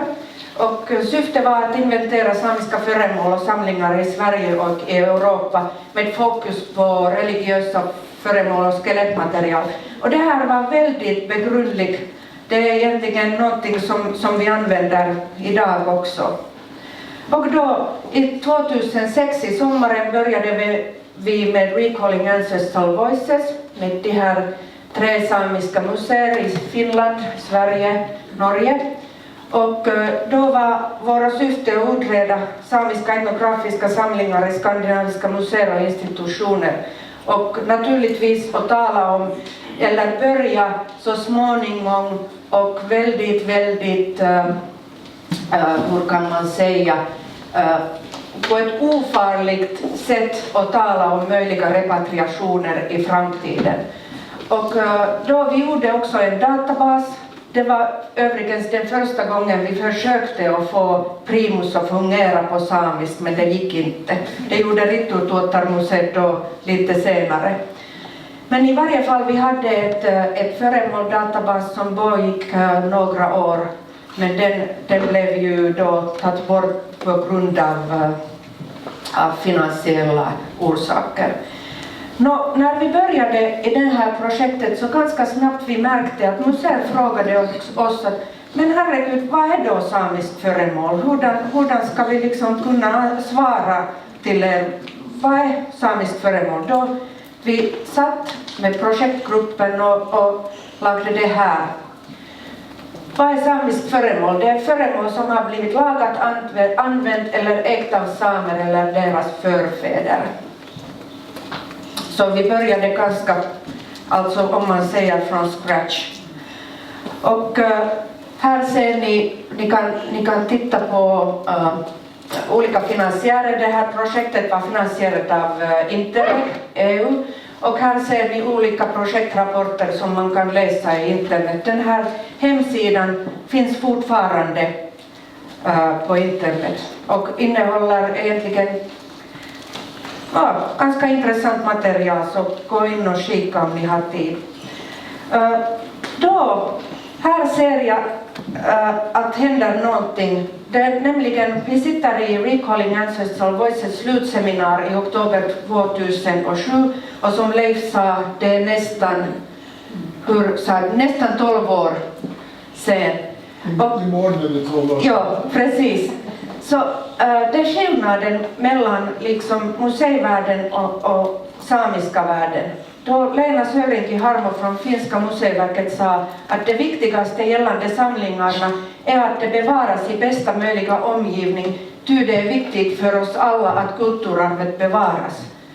Men från samiska synpunkt, att känna till sin egen historia är en av de viktigaste frågorna då man strävar till att på nytt finna sina egna traditioners identitet. Och naturligtvis, som vi redan hörde, särskilt viktiga föredrag hölls av intendent Lena Palmqvist samt intendent Leif Paredi, som båda berättade att deras museer är beredda att öppna diskussionen över repatriering. Och jag måste säga att jag är väldigt besviken över att Cecilia Hammarlund Larsson är sjuk nu, för att jag har väntat många veckor att hon skulle komma och vi skulle kunna höra vad sker i Sverige, vad tänker de, men tyvärr kanske vi kan då läsa efteråt. Så nästa projekt som jag jobbade med var i pågick från 2014 till 2018 och det hette Att samla Sápmi. Och det är en väldigt stort projekt. Här ser ni hela projektgängen. Och en del av projektet var att göra en inventering i alla samiska samlingar och söka på föremål som har kommit in till samlingen innan 1800. Men ganska snart jag märkte att det blir omöjligt. Vi hittar nästan ingenting. Så vi formulerade frågan på nytt till att utreda var finns föremål som är äldre än 1800. Och det är lite lättare för att vanligtvis de här årstal kan vara graverad eller broderad i olika föremål. Och det som var viktig var att samla all information som kommer med föremål, så kallad proveniens, som Eeva nämnde tidigare här. Och naturligtvis att komplettera de tidigare inventeringar som har blivit gjort. Det här sista projekt som jag har jobbat genom det här året är Digital Access to Sami Heritage Archives. Och det är igen en interreg-projekt med flera olika institutioner. Och vi håller på att samla kunskap om arkivmaterial gällande samer. Och jag jobbar i Finland i samisk arkiv och Nils-Johan Eira jobbar i samisk arkiv i Kautokeino. Och här är syftet verkligen att liksom samla på material och då göra åter en ny tekniska lösning och hantera materialet, vilket är ju, det ser ut att vi i Finland men även i andra länder är väldigt ivrigt att göra olika slags av databaser. Jag väntar på att vem ska ta hand om all det här. Men så vi vet att samisk kulturarv har blivit samlat till Europeiska museer redan i 1600-talet. Och de här siffror, jag hoppas att det är ungefär rätt som jag presenterar nu. Men som ni ser så är det ganska mycket som finns utanför de nordiska länderna.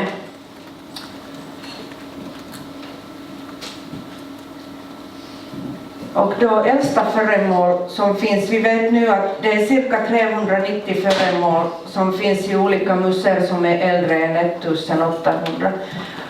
Och en sak som man kan säga är att det, som jag sa, det är väldigt lite proveniensinformation. Så de som är bäst, som har de flesta information är ju trummor, heliga trummor. Och det är på grund av att både Wiklund och då Manker har ju samlat information från arkiver och också skrivit om det. Men som har redan blivit sagt tidigare, de flesta av nationella samlingar är samlade mellan slutet 1800 till 1945 till krigstiden. Och också naturligtvis det finns samlingar som är helt nu, vilket är fantastiskt. Vi behöver liksom moderna kollektioner och samlingar. Ja, och då är det de här... Ja. Men det som är svårt till oss och har varit att vi har nästan ingen kunskap om ryska samlingar. Och det är fortfarande jättesvårt att få information därifrån. Vi får ju svar, men bara liksom väldigt stora sånt där evalueringar. Så vi skulle behöva en person som skulle kunna tala ryska och läsa på arkivmaterialen och ha god kontakt till Ryssland. Men det som är liksom huvudpoängen är att över 50 000 föremål finns i egendom av de andra. Och det är många föremål som är rariteten i Sápmi men finns i andra museer. Till exempel trummor. Enligt min information det är cirka 76 trummor och cirka 22 finns i europeiska museer. Det här är naturligtvis, kan säga att det är liksom vetenskaplig kolonialism. Och det är ju det att mycket av samisk kulturer fortfarande finns i händer av andra människor än samer. Och här, jag har lagat lite text över det här är från intervjuer som jag har lagat med samiska kvinnor. Så det är alltid den svenska versionen där i nedre delen.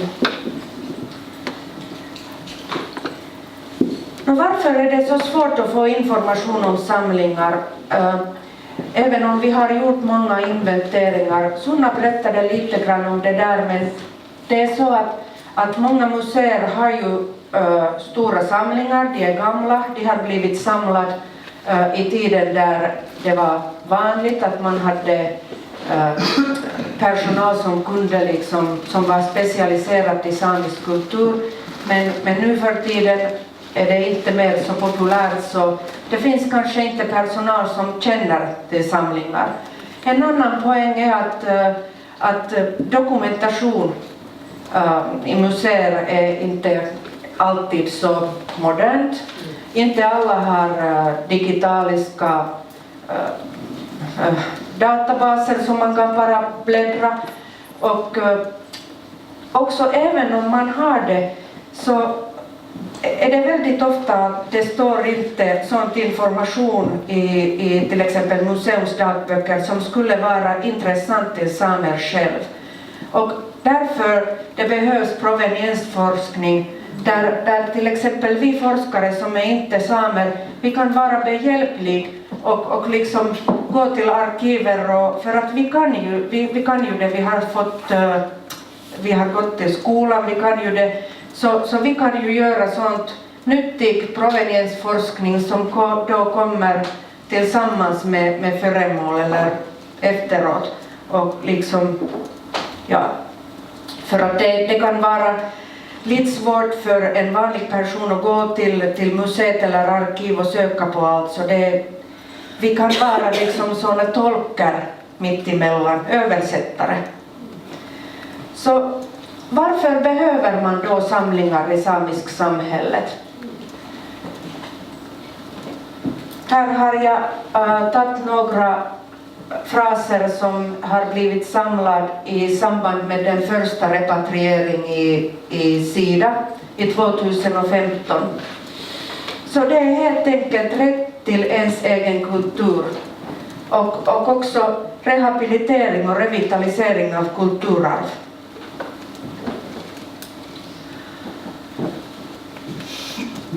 Till exempel det här är väldigt fint trumma som var lånt till Trondheim när samer hade den här 100-årsjubileum från första samling. Så det är naturligtvis fint, men ni ser ju från det här att de här samiska kvinnor som ser på trumman, de ser inte särskilt lyckliga ut. Det är ju ganska sorgligt och traumatiskt att se på sitt heliga objekt genom en glasvitrin och veta att den har bara kommit från Tyskland och ska snart tillbaka. En bra exempel av hur man kan använda museumskollektioner eller samlingar till att göra någonting nytt är det här Lahpontuojit, utdött slöjdprojekt som pågick några år sedan. Och det var ju Sámi i Finland och Kulturfonden i Finland som liksom finansierade den hela. Och här i denna projekt så 6 slöjdare från olika delar av finska Sámi fick en möjlighet att besöka Nationalmuseets samling och se på några föremål och då eventuellt få inspiration eller göra kopior av de gamla föremål. Och här ser ni de här fantastiska resultaten som är då här visat i Helsingfors i samband med det här samiska evenemang som Nationalmuseet hade 2 år sedan. Och då jag tänkte att den där projektet var väldigt intressant, så jag gjorde en forskning om det. Jag intervjuade Raila Kataja från Nationalmuseet och också andra personalen där, men också 4 av de här slöjdare som var med, för att liksom få lite information ut vad är verkligen den här meningen med repatriation. Varför är det så viktigt? Vi talar om andliga betydning, vi talar om politiska skäl och allt det där, men vad är riktigt? Och då, medan jag intervjuade de här kvinnor, det blev väldigt tydligt för mig att de här föremål och att vara tillsammans med föremål och slöjda nästan var en andlig upplevelse, och att flera av dem hade faktiskt känt en sån konnexion med sina förfäder och förmodrar. Så att det är verkligen något som gäller med, det handlar om känslor. Och då tänkte jag att det här är någonting som måste liksom berättas till allmänhet, att det här har att göra med känslor. Vi alla har känslor, även om vi kommer från Helsingfors eller från Åbo eller från Nairobi. Vi alla har känslor. Och om liksom museumsmänniskor runt i världen som har till exempel samiska samlingar förstår hur viktigt de här tingen är känslosamt, så kanske det öppnar flera dörrar mot repatriation. Och här är från Bååstede utställning, någonting som var en kanske man kan säga en början till en projekt som jag har jobbat de sista 2 år med. Här är min arbetskollega Outi Pieski, ganska berömd finsk samisk konstnär, och vi är tillsammans och ser på honlue som ska i samband i Bååstede Project återföras till Kuoljok. Och vi började och bestämde att vi ska börja forska tillsammans liksom honluer, och vi gick till Nationalmuseet.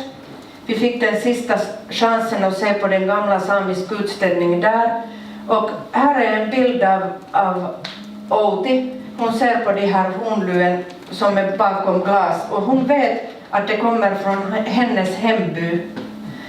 Och hon funderar hela tiden att vems lue har det varit. Och jag har hela tiden alltså gått med Outi, och jag har haft en luttagare med mig, och hela tiden när hon har talat, jag har pressat till och intervjuat henne och hört på henne. Och jag försöker och med hjälp av det här projektet berätta också hennes känslor. Så då jag gjorde lite proveniensforskning i olika arkiver och fick veta att den här luen har tillhört Outis förmoder. Och ni ser, det är ganska hon ser ju ganska annorlunda ut här än i den där bilden där hon såg på trumman, eller hur? Så det som vi har gjort, vi har rest runt omkring i Europa och Norden och sett på olika honluer. Vi har ritat på mönster, vi har fotograferat, vi har studerat, vi har tagit mått, och då vi har också jobbat med rehabilitering i de här workshops som vi har arrangerat. Vi har arrangerat första workshop i Ternushalti, Tanabru i norska sidan, då i Utsjoki i finska sidan, och den sista var i Kuoljok i Norge ett par veckor sedan. Och det är faktiskt ganska intressant. De här kvinnor som är alla av samisk ursprung tillsammans med Outi börjar och liksom göra de här luerna igen, och samtidigt det dyker upp olika slags av diskussioner, och då har jag också intervjuat alla de här kvinnor, så jag har nu cirka 30 intervjuer, och alla är lagat av de där språk som jag har några på svensk, men nästan alla är på nordsamisk. För att folk skulle kunna tala sitt eget morsmål, och också våra workshops har varit på nordsamisk. För att skapa en sån där trygga och trevliga omgivning. Och så i november vi ska ge ut en bok med alla möjliga bilder om olika honluer i olika museer, med bilder av gamla bilder med honlue, och lite forskning och då åtiskunst. Och det ska vara liksom, vi har tänkt att det ska vara en sån där artnakisa, en sån där skattkisa till samiska kvinnor. Och här har jag tagit någonting ur Finska museiverkets broschyr som säger starka rötter ger god liv. Och jag har många gånger tänkt att okej, det är så fint sagt och det är så sant. Och vi alla har rätt till det. Och jag är så otroligt stolt över att våra nationalmuseet har nu gjort den här beslut och repatriera den här samlingen till Sápmi.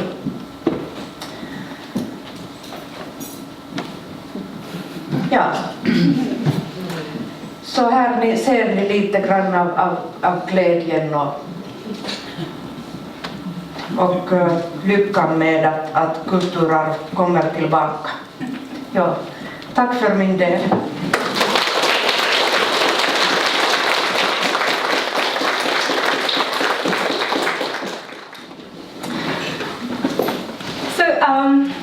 For those who don't know me, I am Gabriel and I'm the Cultural History Museum representative in the Bååstede negotiations. This picture is from the storage at Folkemuseum, and what you see peering out of the closed door is a Sámi Ájtte. I use this picture to illustrate the potential of the artifacts and how the different kinds of repatriation that you can undertake and that has been undertaken open for different kinds of dialogue and knowledge production. Scandinavia has, as we've heard today, come to represent the forefront of repatriation in Europe. Danish and Swedish collections have long been deposited or returned to NUK and UTIMUT. And in Norway, the Bååstede has now not come to a conclusion, but at least ownership has been transferred. In Finland, as we know, the entire Sami collection is about to be returned to the Siida Museum in Inari. Perhaps it is the Nordic egalitarian ideals that have enabled these countries to be at the forefront of the repatriation efforts. As I will return to, we do also do repatriation in particular ways. And in my opinion, much can be gained from sharing these approaches with larger European audiences.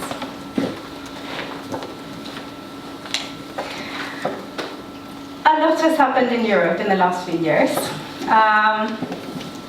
Netherlands are positive to repatriation efforts.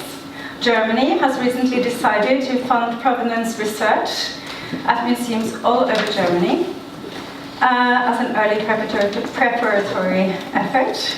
And British ethnographic museums have largely discouraged repatriation, but are generally very open to dialogical efforts, such as the prestigious Benin dialogical group that currently are negotiating long-term deposits of Benin bronzes to Nigeria.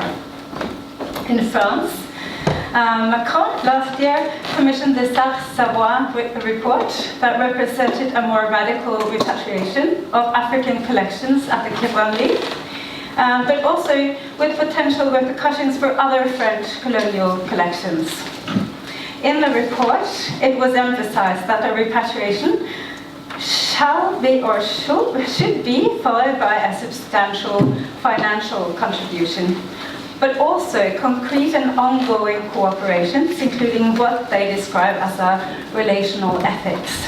I include a paragraph from the last paragraph from the report here.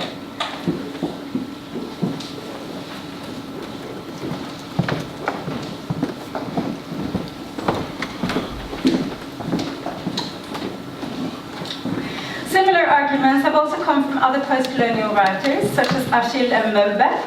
His position is a radical one, and I think it's good to think with to create a comparison. It is a position that does not take into consideration the practicalities of museum work. Mbembe connects repatriation and reconciliation and points to the necessities of grand statements, large-scale returns, the entire Kuoljok, but also sufficient funds to build new African museums that focus on the return of objects into living heritage, no longer stifled by European museum standards. Fixed objects should be let loose, put into new circulation with existing intangible heritage practices and even natural cycles, including reburial of items in between ritual uses. Mbembe, as in parts Sad and Savoie, moreover emphasizes that a return is not a final event. It does not end the need to apologize. One can never stop apologizing, they argue, and the dialogue also needs to be continued between museums. We should not stop by returning the African artifacts, they say.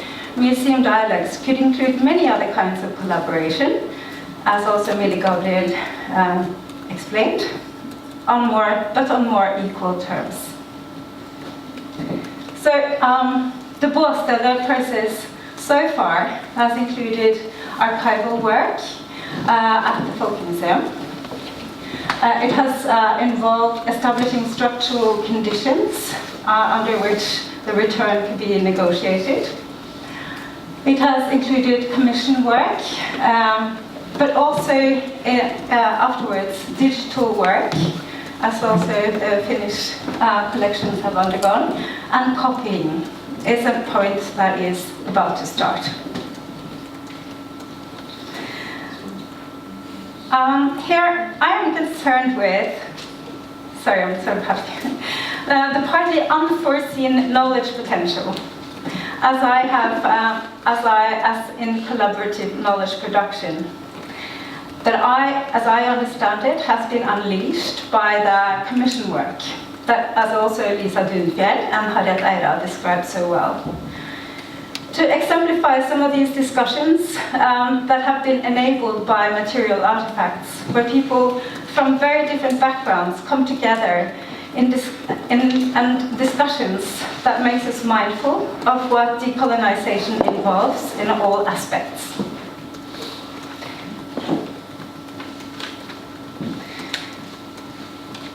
Commission work involved questions such as, what is an artifact? Is an artifact one or many? This is partly a rhetorical question, but also more practical. What, for example, is a gapti, a Sami costume? Is it one artifact, or is it a whole series of artifacts? Does it include just a female costume, or does it also have to include a male costume? All these are conversations that we have had many times. Similarly, what is a collection?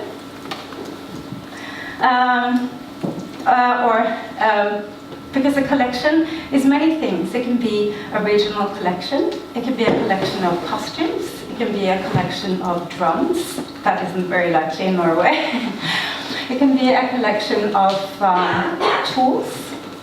And as we've seen many times in these collections, by focusing on making regional collections and having different priorities, we see how a collection has been made and remade in many times before we come to agree on something that in the end will be a representative collection. And doing this exercise has given us a lot of knowledge about individual items, but also how they work together. Another theme that I think has been very useful is that a lot of the museum directors and the representatives of the Sámi museums are actually duyas themselves. And as we all know, makers know better.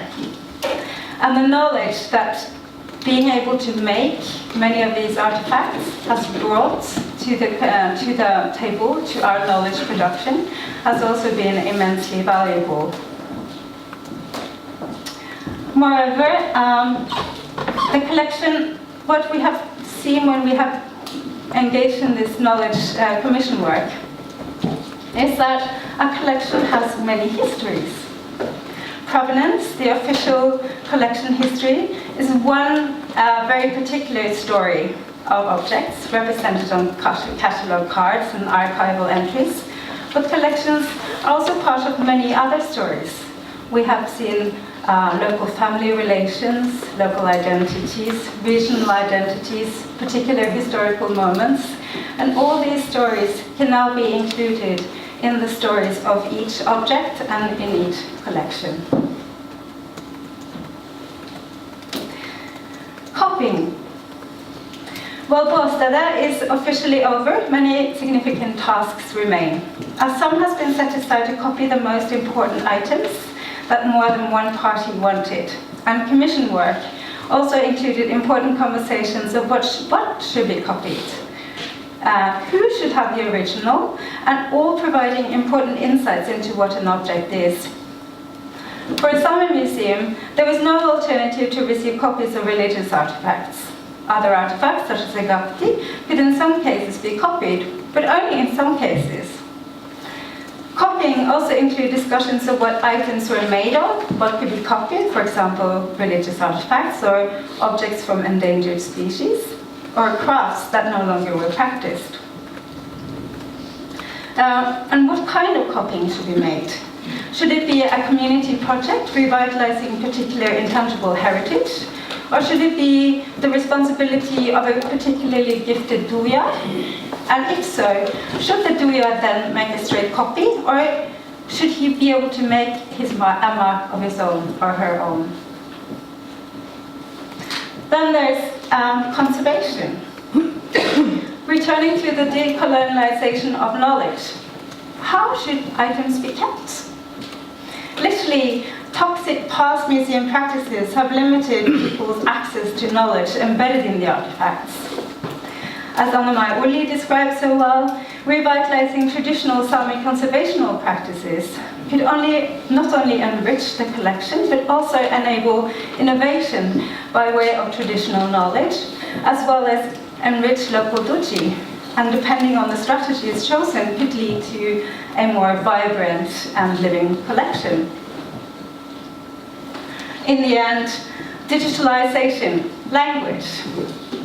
The massive effort to include Sámi language in Digitalt Museum. This collective effort not only provides new awareness of the nuances of language, how items have been and should be described, but also central ethical, moral, and relational conditions are implied as epistemological conditions of language. For me, all these practices complement each other. Each bring new dimensions, understanding of an object and a collection. This was an unforeseen relational effect of the commission work as a site of collaborative knowledge production. Many museums have made considerable efforts to create their list of artifacts to be returned together with local groups. This work includes many significant insights for how museums should approach collaboration as a strategy.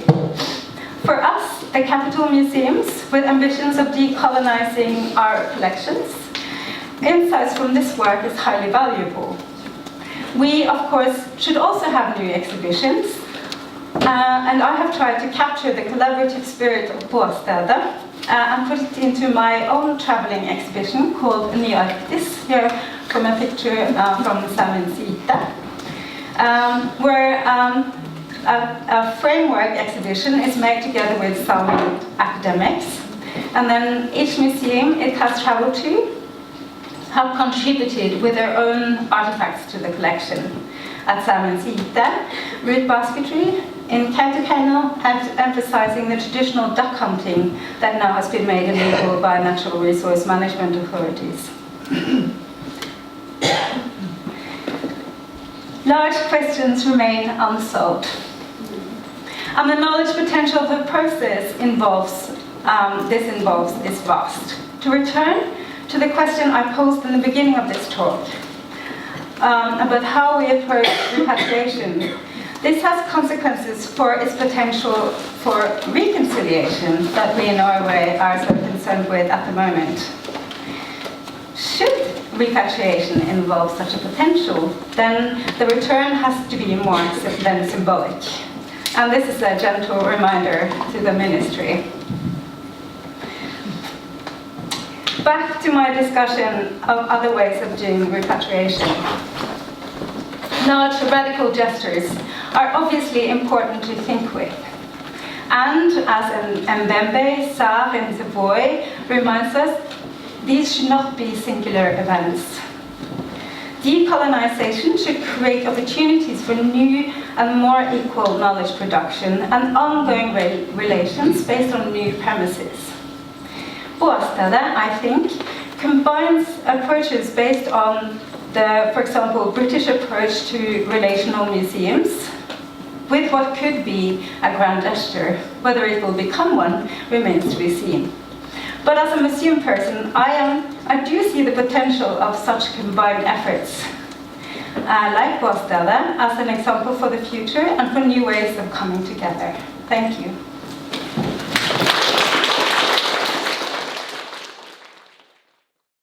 Jeg har også lyst til å si da, at jeg synes det er veldig bra at vi har fått signert denne avtalen nå i Bååstede Projectet. Nettopp for at vi får det her eierskapet til de samiske gjenstandene. Og nå er det kjempeviktig at vi får på plass de manglende ressursene for å få de fasilitetene vi behøver, både i forhold til formidling og forvaltning, sånn at gjenstandene endelig kan komme tilbake. Men jeg må jo si det som jeg sa i Snåsa for ikke så lenge siden, at jeg utgår ifra at det vil komme, for det kan ikke stupe på mållinja. Og vi er jo så heldige da, akkurat som Marit sier, at på Sámi så får vi et nytt museum nå. Og anbudsfristen for entreprenørene går ut i dag. Så det er kjempespennende, og vi gleder oss veldig. Og vi kommer jo til å ha ganske mye å gjøre nå i perioden som kommer fremover. At denne prosessen har tatt denne tida, det mener jeg kanskje har vært nødvendig. For å få til et kompromiss som både mottaker og givermuseum kan være fornøyd med. Og at det har vært et kompromiss som ikke har gått på bekostning av verdigheten. For at det er jo lett når det er såpass ujevne maktforhold som det er med oss som veldig små enheter og de her store bastionene som Lisa påpekte i går her i Oslo, så er det jo veldig lett at man føler seg liten og litt grann med lua i handa. Men jeg synes vi har klart å styre det på en fin måte. Og det har vært diskusjoner som det har vært sagt, og det har vært mange ting vi har vært nødt til å tygge en del på. Og noen diskusjoner har kanskje vært litt hetere enn andre. Men i det store og det hele så vil jeg si at det har vært en veldig grei prosess. Og det står respekt av det at givermuseene har skjønt at det er noen gjenstander som vil være vanskelig for oss å gi ifra oss. Og noen gjenstander som du faktisk egentlig kan si at det har vært helt umulig for oss å ikke få tilbake. Og for Sámi så har jo en sånn gjenstand vært den her givrien eller tromma da fra Bindal. Og også de hengene som er montert på tromma, for de hører opprinnelig ikke til tromma, og kom inn til museet ved et annet tilfelle. Og det samme de viserne som er ved siden av. Men alle de her har vært veldig symbolsk viktig for oss å få tilbakeført. Og som vi også har hørt de her dagene, eller i går, så har det jo vært andre tilbakeføringsprosjekt i Norden. Vi hørte Nasjonalmuseet som har ført tilbake hele sin samling til Siida. Og det at man skal i fellesskap bygge en utstilling i Helsinki. Og i Sverige så har man jo en deponering av sine trommer fra Nordiske museet på Ájtte. Så vi har jo kommet en bit på veien, men jeg mener det at vi er langt ifra hverken rustet eller har retten til å forvalte vår kulturarv. Og de spørsmålene som jeg har lyst til å stille nå, det er hva vi gjør videre fremover. Vi hørte i går Eeva og Kristiina fortelle at det finnes faktisk 57 000 gjenstander som er i ikke-samiske eie der ute. Det er et hissnende tallet. Det er, jeg vet ikke, nå skal ikke jeg gi meg ut på hvor mange ganger det de gjenstandene som vi faktisk har å forvalte på de samiske museene. Men jeg synes at dette en veldig viktig ting å jobbe for. Og vi har jo, det står jo fastslått på mange områder. Nå skal ikke jeg gå gjennom alle paragrafer og sånt, men vi har jo i FNs deklarasjon for rettigheter for urfolk i artikkel 31, der det slår fast at urfolk har rett til å ha kontroll, forvalte, beskytte og utvikle sin kulturarv, sin tradisjonelle kunnskap og sine tradisjonelle kulturelle uttrykk. Det slått fast. Det samme kan vi se i hjemkomst sine etiske retningslinjer. At museum, jeg tror jeg må lese det på engelsk, i og med at det står her på engelsk. Museum should be prepared to initiate dialogue for return of cultural property to a country or people of origin. This should be undertaken in an impartial manner, based on scientific, professional and humanitarian principles, as well as applicable local, national and international legislation, in preference to action at a governmental or political level. Det slås fast. Nå holder vi jo, kan jeg også nevne da, at jeg sitter i styret, og det er jo litt grann den hatten jeg har her i dag. Jeg sitter i styret for Norsk hjemkomst, og vi holder på med et konkretiseringsprosjekt for de etiske retningslinjene i Norge. Og jeg sitter blant annet i den gruppa som jobber med spørsmål om urfolk. Så vi får se hva vi kommer frem til også. Men, og da kan man jo spørre seg, og jeg har spurt meg mange ganger, med tanke på at det står i internasjonale konvensjoner, det står i de retningslinjene som vi museer har forpliktet oss til å følge, om man er medlem av hjemkomst. Hvorfor er det ikke på plass? Og jeg skulle kunne finne masse deklarasjoner og retningslinjer der det er slått fast. Vi har retten til å forvalte vår egen kulturarv, men i praksis så gjør vi ikke det i dag. Og jeg kunne ha dratt mange eksempel, men jeg har jo ikke tid til det her i dag. Men det handler blant annet, som her da, om arkeologiske funn som per automatikk tilfaller universitetsmuseene. Det er gjenstander som er samlet på 16, 17, 18, 1900-tall. Og det handler om å forske og forvalte og formidle og skrive sin egen historie. Og jeg håper og tror nå at de tilbakeføringsprosjekt som nå er gjennomført er starten på noe større, er starten på noe nytt. Og vi har hørt mange si det, at dette er bare slutten på begynnelsen. Og jeg håper vi får en forandring, og det er klart at om jeg virkelig skal ønske, så ønsker jeg en forandring over hele linja på kulturminnelover og det meste som faktisk gjør at vi også i praksis får forvalte vår egen kulturarv. Dette bildet er fra 2010, da vi hadde et prosjekt der tradisjonsbærere var ute med arkeologer fra oss, og der man fant restene etter en tromme, en gevrie. Og som kulturminneloven var utformet, så skulle den per automatikk til Trondheim. Og i første samtalene med Vitenskapsmuseet så var det jo de her vanlige avtalene med 5 års deposisjon. Men heldigvis så de hvor absurd det var, så vi har en intensjonsavtale med Vitenskapsmuseet om at når vi har på plass fasiliteter, så skal den her komme tilbake til oss. Og man kan jo virkelig se på Jonar her da, hvor spesielt han synes det her var. Og eller Kristiina som er med her, og er også med ved det tilfellet når den her ble funnet. Og som vi har hørt med Eeva Kristiinas presentasjon i går, og flere, så vet vi jo at det finnes en mengde gjenstander rundt omkring i Europa og i Norden. Jeg mener 57 000 gjenstander. Og jeg skal ikke si så mye om det her kartleggingsprosjektet, for det hørte dere om i går, men jeg tror at det her det finnes et mørkertall også, for det er mange museer som ikke engang vet hvilken type gjenstander de har. Og et eksempel på det er jo til Trond til 2017, når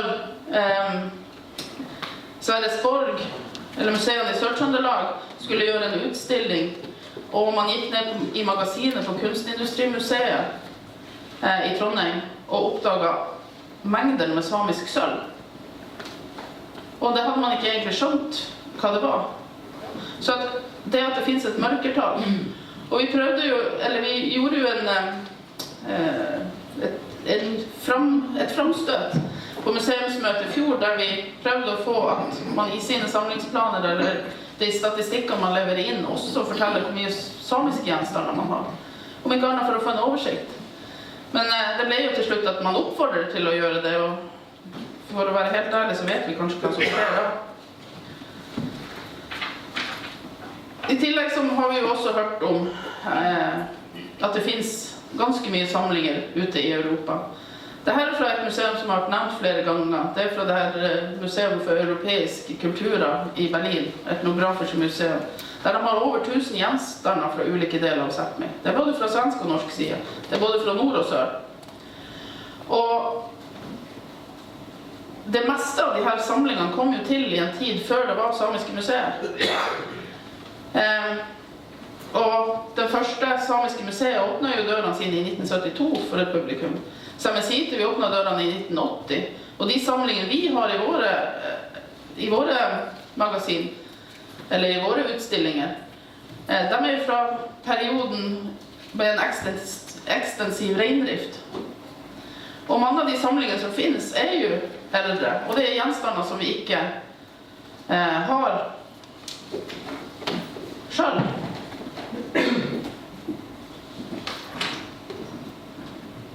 Og vi er jo veldig klar over det, at om ikke de her gjenstandene har vært samlet inn, for det er jo mange som har påpekt det til oss, at ja, men om ikke de her har blitt samlet inn, så hadde det vært tapt. Jo, vi er klar over det. Her ser vi en samling med hornskjeie, og flere av de her hornskjeiene er fra det sørsamiske området. Og i denne sammenhengen så ligger de metervis i magasin. De er helt kontekstløse, uten de fortellingene som hører til. For hornskjeie, de er personlige. Og en sånn her gjenstand skulle fortelle veldig mye om en persons historie. Og på samme side, før Bååstede ble avsluttet og vi fikk eierskapet, så hadde vi kun 2 hornskjeier. Og dette var en som kom inn for noen år siden, og de hadde gjort et funn på en gård til en skje som har tilhørt en person i Snåsa, som heter Pål Jonsen Bransfjell, men han ble også kalt for Finnpål. Og han hadde bosted i Snåsa, han jobbet som oppsynsmann for en godseier i Snåsa, og dessverre så ble han også tatt av dage når han ble druknet i en sjø i Snåsa. Men vi har konteksten til de her gjenstandene, vi har fortellinger, det som faktisk er interessant for folk å høre på. Og de her typen av fortellinger, det får du ikke med alle de hornskjeiene som ligger for eksempel i Berlin. Og går vi tilbake til Berlin, så finnes det jo trommer som vi har snakket om. Her er en av dem, og den som jeg står framfor der, er jo en sørsamisk tromme som Ernst Manker har beskrevet som tromme av Rana-type. Og den er fra den nordlige delen av det sørsamiske området. Enten fra Rana-området eller fra motsvarende område på svensk side, det vet vi ikke, for det finnes ikke noe annet enn svensk eller norsk på denne tromma. Og jeg tror det er litt viktig også for oss å poengtere det at vi har ikke noen planer om å støvsuge alle museer for alt av samiske gjenstander. Selvfølgelig så ønsker vi at andre museer skal formidle det samisk kultur. For det handler om at om vi ikke finnes, så eksisterer vi ikke. Og det er jo heller ikke bare trommer eller de sakrale gjenstandene som det er snakk om her. Men de er jo av spesiell betydelse, og er spesielt viktig. Og det er jo også kanskje de gjenstandene som vi vet mest om. Så derfor så skal jeg drøye litt med trommer.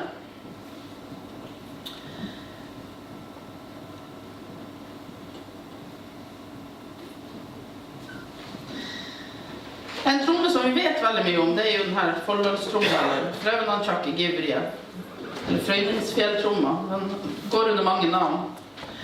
Og eierne av den tromma, Bendix Andersen og Jon Torkelsen, De hadde i 1723 fått et pålegg av Thomas von Westen at de skulle komme til Snåsa og levere denne tromma fra seg. Det ville de ikke, så de prøvde å komme seg over til Sverige, men det ble sendt bud. Så de ble tatt igjen av kirkas menn. Og en stund så trodde vi at tromma hadde blitt ført til Tyskland, men det er mye som tyder på at de faktisk kom til Thomas von Westen med denne tromma. Den havnet i København, der den ble liggende i det kongelige danske kunstkammer, før den i 1757 ble gitt i bryllupsgave av Fredrik V til Ernst Friedrich den tredje. Og i dag så inngår den i den musikkhistoriske utstillingen på Meiningen museum i Meiningen. Og etter at eierne av tromma hadde blitt innhentet av von Westen, så fortalte de om hva symbolene på denne tromma betydde. Og det originalmanuskriptet til den ligger på Vitenskapsmuseet i Trondheim. Her ser vi en lang monter med musikkinstrumenter. Ser dere tromma? Helt oppe til venstre der for dere.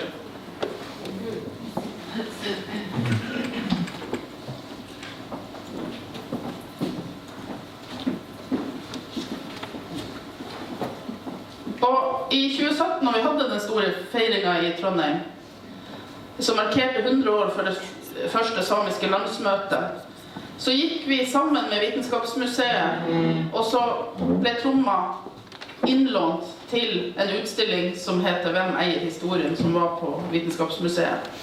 Og dette var første gang tromma var på samisk jord, på sørsamisk jord, på 300 år.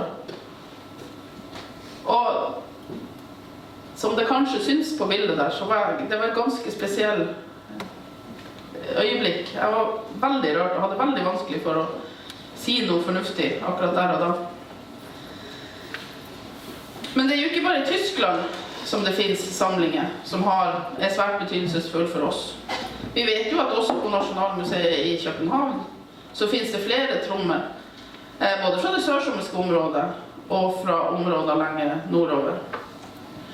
Og det er ikke bare en person som har vært i kontakt med meg og sagt «Nei, men vi må få hjem tromma fra Skjekkefjellet i Snåsa». Så jeg føler litt grann at det er det de har gitt meg i oppgave. I det sørsamiske området, eller det sørsamiske samfunnet, så er historien rundt Thomas von Westen i aller høyeste grad levende. Det går fortellinger om en voldsom framferd, noe som er ganske i strid med det som fortelles i religionshistorien om en mild mann som hadde et mildt vesen som han brukte når han skulle omvende samene. Men historien i det sørsamiske området, det er om tvang, det er om vold, det er faktisk om mord. Og de her gjenstandene, de har betydelse i samfunnet i dag. Jeg har gjort intervjuer med folk, eller samtaler med folk i forhold til et prosjekt som er med, som Eeva og Kristiina nevnte i går, Collecting Sámi.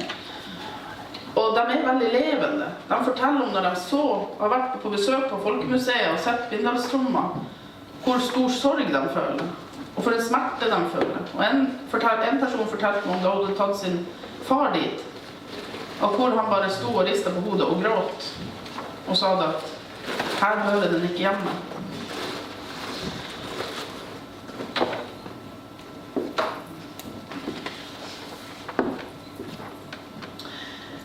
Det fortelles også om de innsamlingene som er gjort, om ujevne maktforhold, om hvordan buer har blitt plyndret, om hvordan de kom til oppbevaringsplassene for å hente gjenstandene sine, og så er de borte. Og det fortelles, jeg fikk høre ganske nylig en historie som jeg egentlig ikke har kunnet verifiere, og som jeg tenkte jeg skulle følge opp litt grann. Det er det at han som solgte Bindalstromma i sin tid, han følte seg veldig presset til å gjøre det. Og den dagen han leverte tromma fra seg, så snudde han kofta. Han vrengte kofta som et tegn på stor sorg. Og det finnes bilder av han, sies det, der han går med kofta vrengt.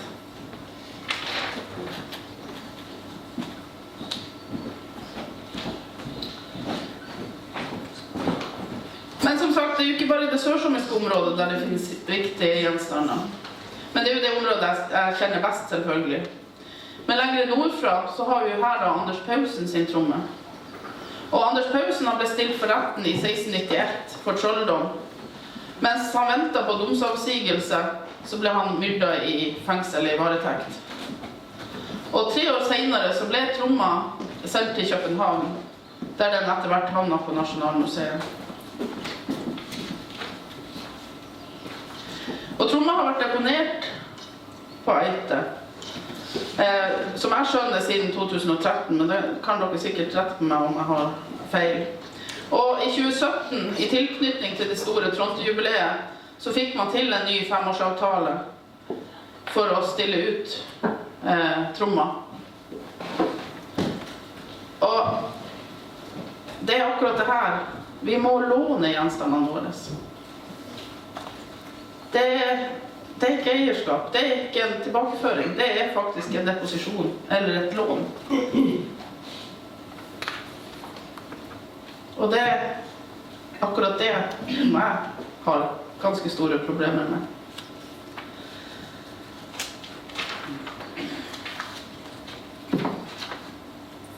Nå har vi begynt å komme til slutten av begynnelsen. Bååstede-avtalen er signert. Og nå synes jeg det er på tide å spørre oss litt grann, hva er veien videre? Og det er ikke opp til meg, eller Norsk ICOM, eller Samisk museumslag å bestemme. Og fortelle hva som er gjøre. Det er de samiske museene som er nødt til å definere behovene. Og jeg tror at for eksempel regionalt så kan man komme ganske langt med dialog. I Trøndelag så har vi tatt med de museene som er under Kulturrådet sin paraply. Så har vi på direktørsnivå begynt så vidt å drøfte det her. Og vi er veldig enige om at alle museene i denne regionen skal formidle det samiske.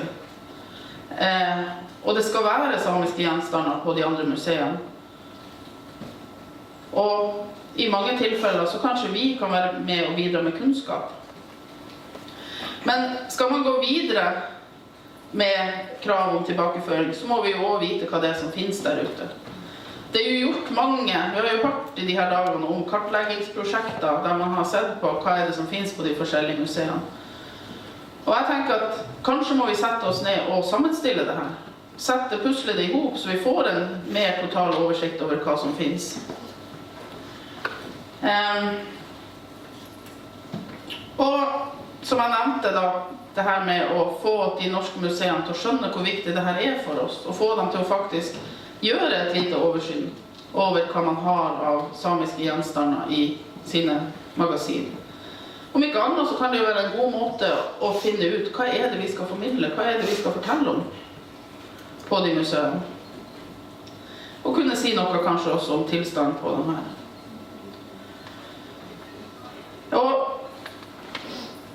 skal vi gå videre nå, så tenker jeg jo at det må komme et initiativ fra oss i det samiske samfunn.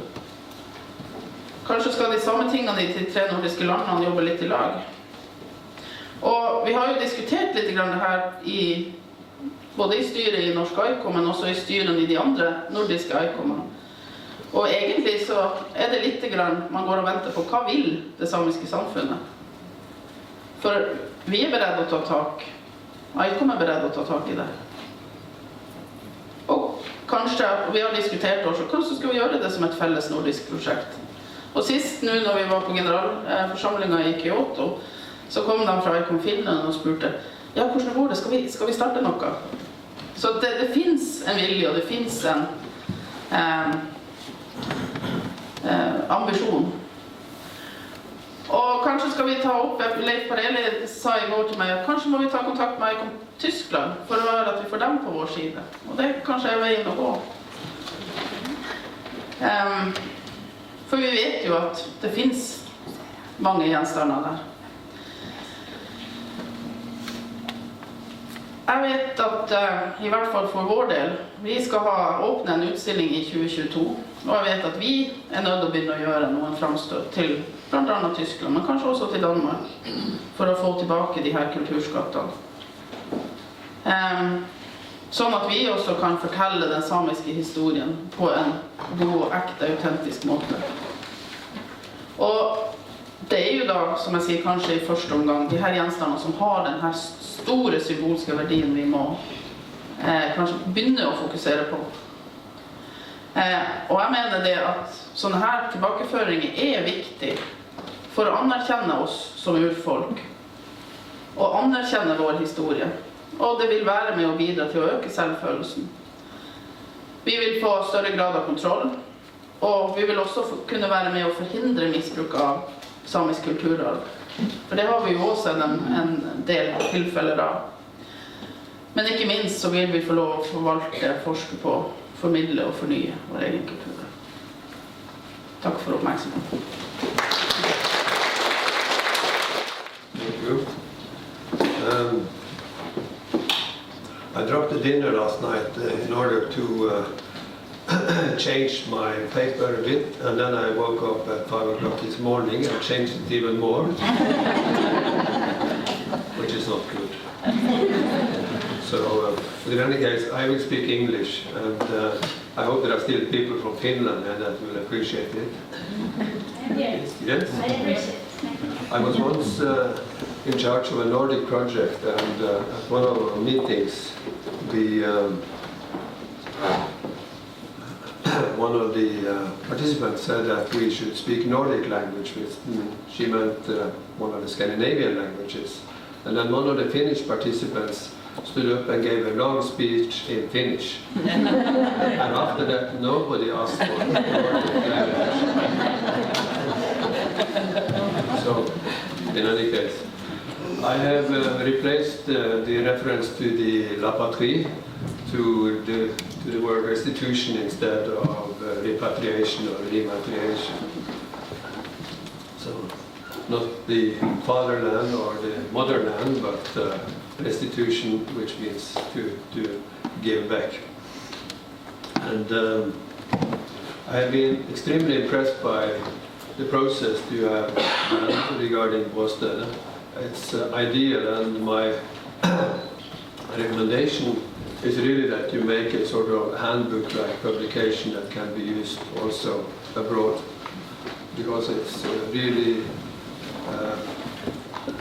mönstergiltigt. I don't know if that would be in English, but an ideal way of doing it. ICOM, the International Council of Museums, was founded in 1948, I think, and it is an organization that is subject to French law and international conventions and laws.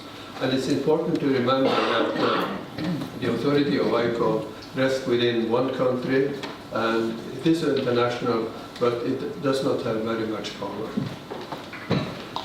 We have 44,000 members globally, 124 national committees, 32 international committees, 6 regional alliances, 21 affiliated organizations, and 3 permanent committees. And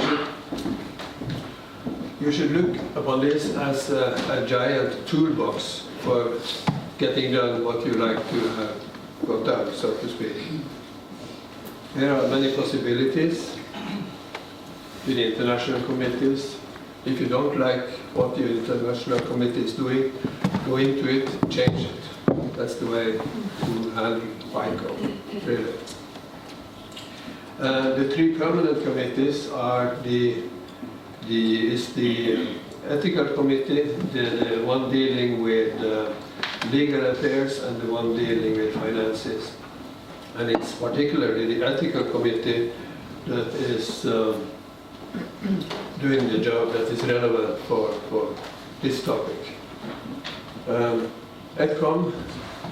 ICOM is the haven for the acronyms, the short names. EDCOM assists ICOM in advancing and promoting knowledge, best practices and informed actions, focusing on ethical issues for museums and museum professionals.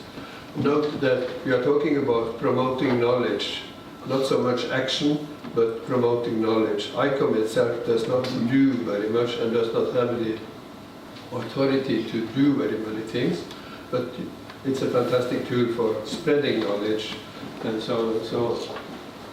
And it monitors the application of the ICOM Code of Ethics for Museums, informs the Executive Board, etc. of serious violations of the code. and eventually request a certain recommendation to be published by all means. So actions are not taken, but it's the violations are published, so to speak, in the system. I'm stressing this because one might think that a worldwide organization will be very powerful, but ICOM is indirectly powerful, not directly powerful, but indirectly powerful. It's powerful through its members, through the international committee, and not least through the national committees. That's important.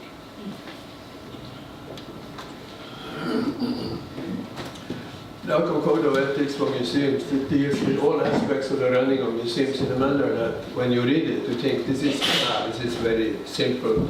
But it is meant to be simple, sometimes seemingly simple, but it's very precise.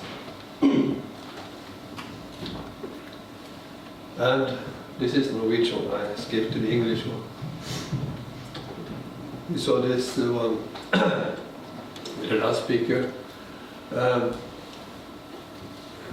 The origin of collections. Museums to promote the sharing of knowledge, documentation and collections with museums and cultural organizations in the countries and communities of origins. And it says that the possibility of developing partnerships in museums in countries or areas that have lost a significant part of heritage should be explored. Personally, I would have changed the last, or added a last sentence there, the possibility of developing partnerships in museums in countries or areas that have stolen a significant part of their heritage should be explored. There is a tendency to formulate this as if there is an active part, which are the rich museums in Europe, for instance, and then there is a passive part, museums for indigenous people, museums in Africa, museums in other parts of the world. That is the more passive part. I don't think it's meant that way, but I think there has been a sort of automatic way of seeing the world that is behind this formulation. And to the return of cultural property, should prepare to initiate dialogue for the return of cultural property to a country or people of origin. Again, it is the seen from the European side and seen towards the others. And it should be done, undertaken in an impartial manner in preference to action at the governmental or political level. I'm a bit surprised by that formulation because we are completely dependent on the good cooperation with the political parts of the society. And if you can get the government on your side, it's all about that. So there is work to do for this committee of the Nordic or Norwegian committee to look critically upon the ethical rules. And if you look at the last one, the restitution of cultural property, it has struck me that, first of all, they mention transferring or the restitution of object that has been transferred in violation of the principles of international national conventions. So here they are making a distinction between object that has been legally acquired and object that has been illegally acquired, so to speak.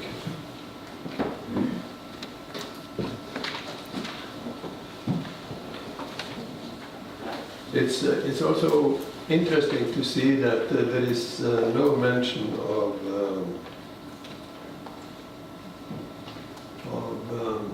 no demands put on the receiver, on the receiving end.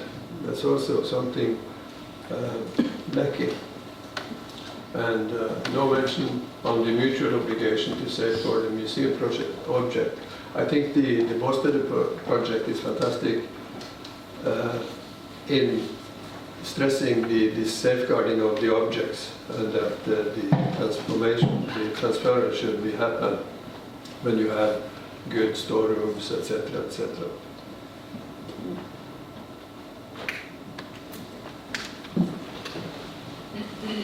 Repatriation and other cases are in ICOM handled by one of two permanent committees, the ETCOM, the Ethical Committee, and the Legal Affairs Committee, depending on the case. The cases are dealt with on a case-by-case basis confidentially, and it is not known outside the committee who handled the case. This is a principle. The conclusion is transmitted to the Director General, who on behalf of ICOM convey the conclusion to the one or those who has asked for this service. So it's not the Director General's conclusion that is transmitted to the National Committee, for instance, that is asking for the viewpoints of the ICOM, for instance. It's doing it on behalf of the organization.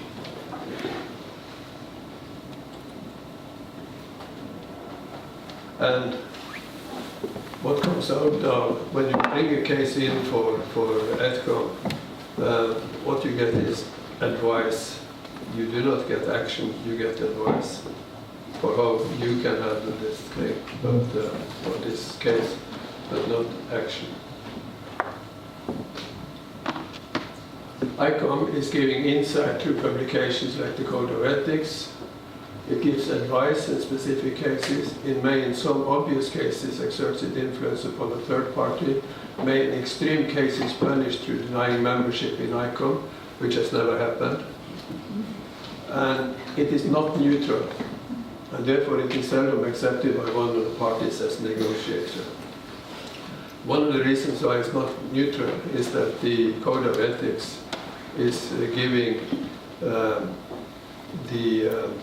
the right to demand objects back to be restituted to the place of origin.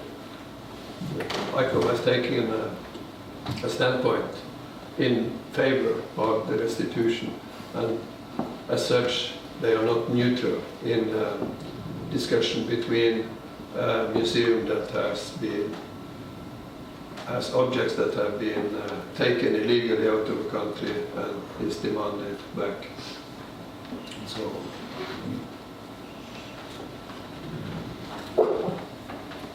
however, and coming back to what you said, the national committees are legal entities in their own country, independent from what we often call ICOM Paris.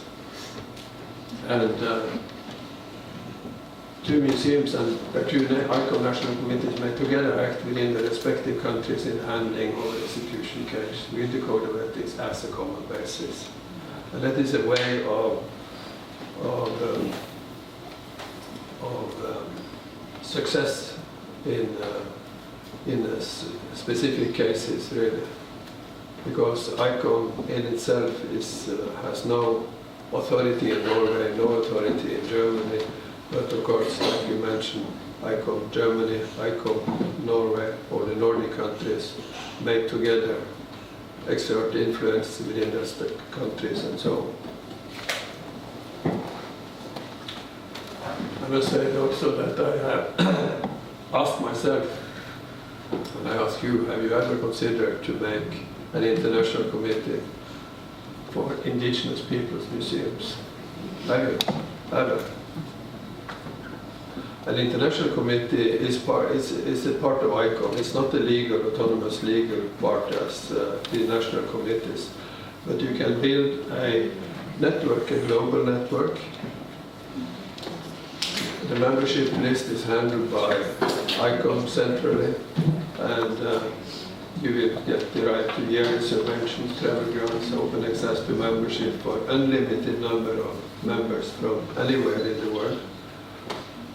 And you can seek common solutions and exert united international pressure. International makes sense to pressure in important cases, etc. That's really what I had to say.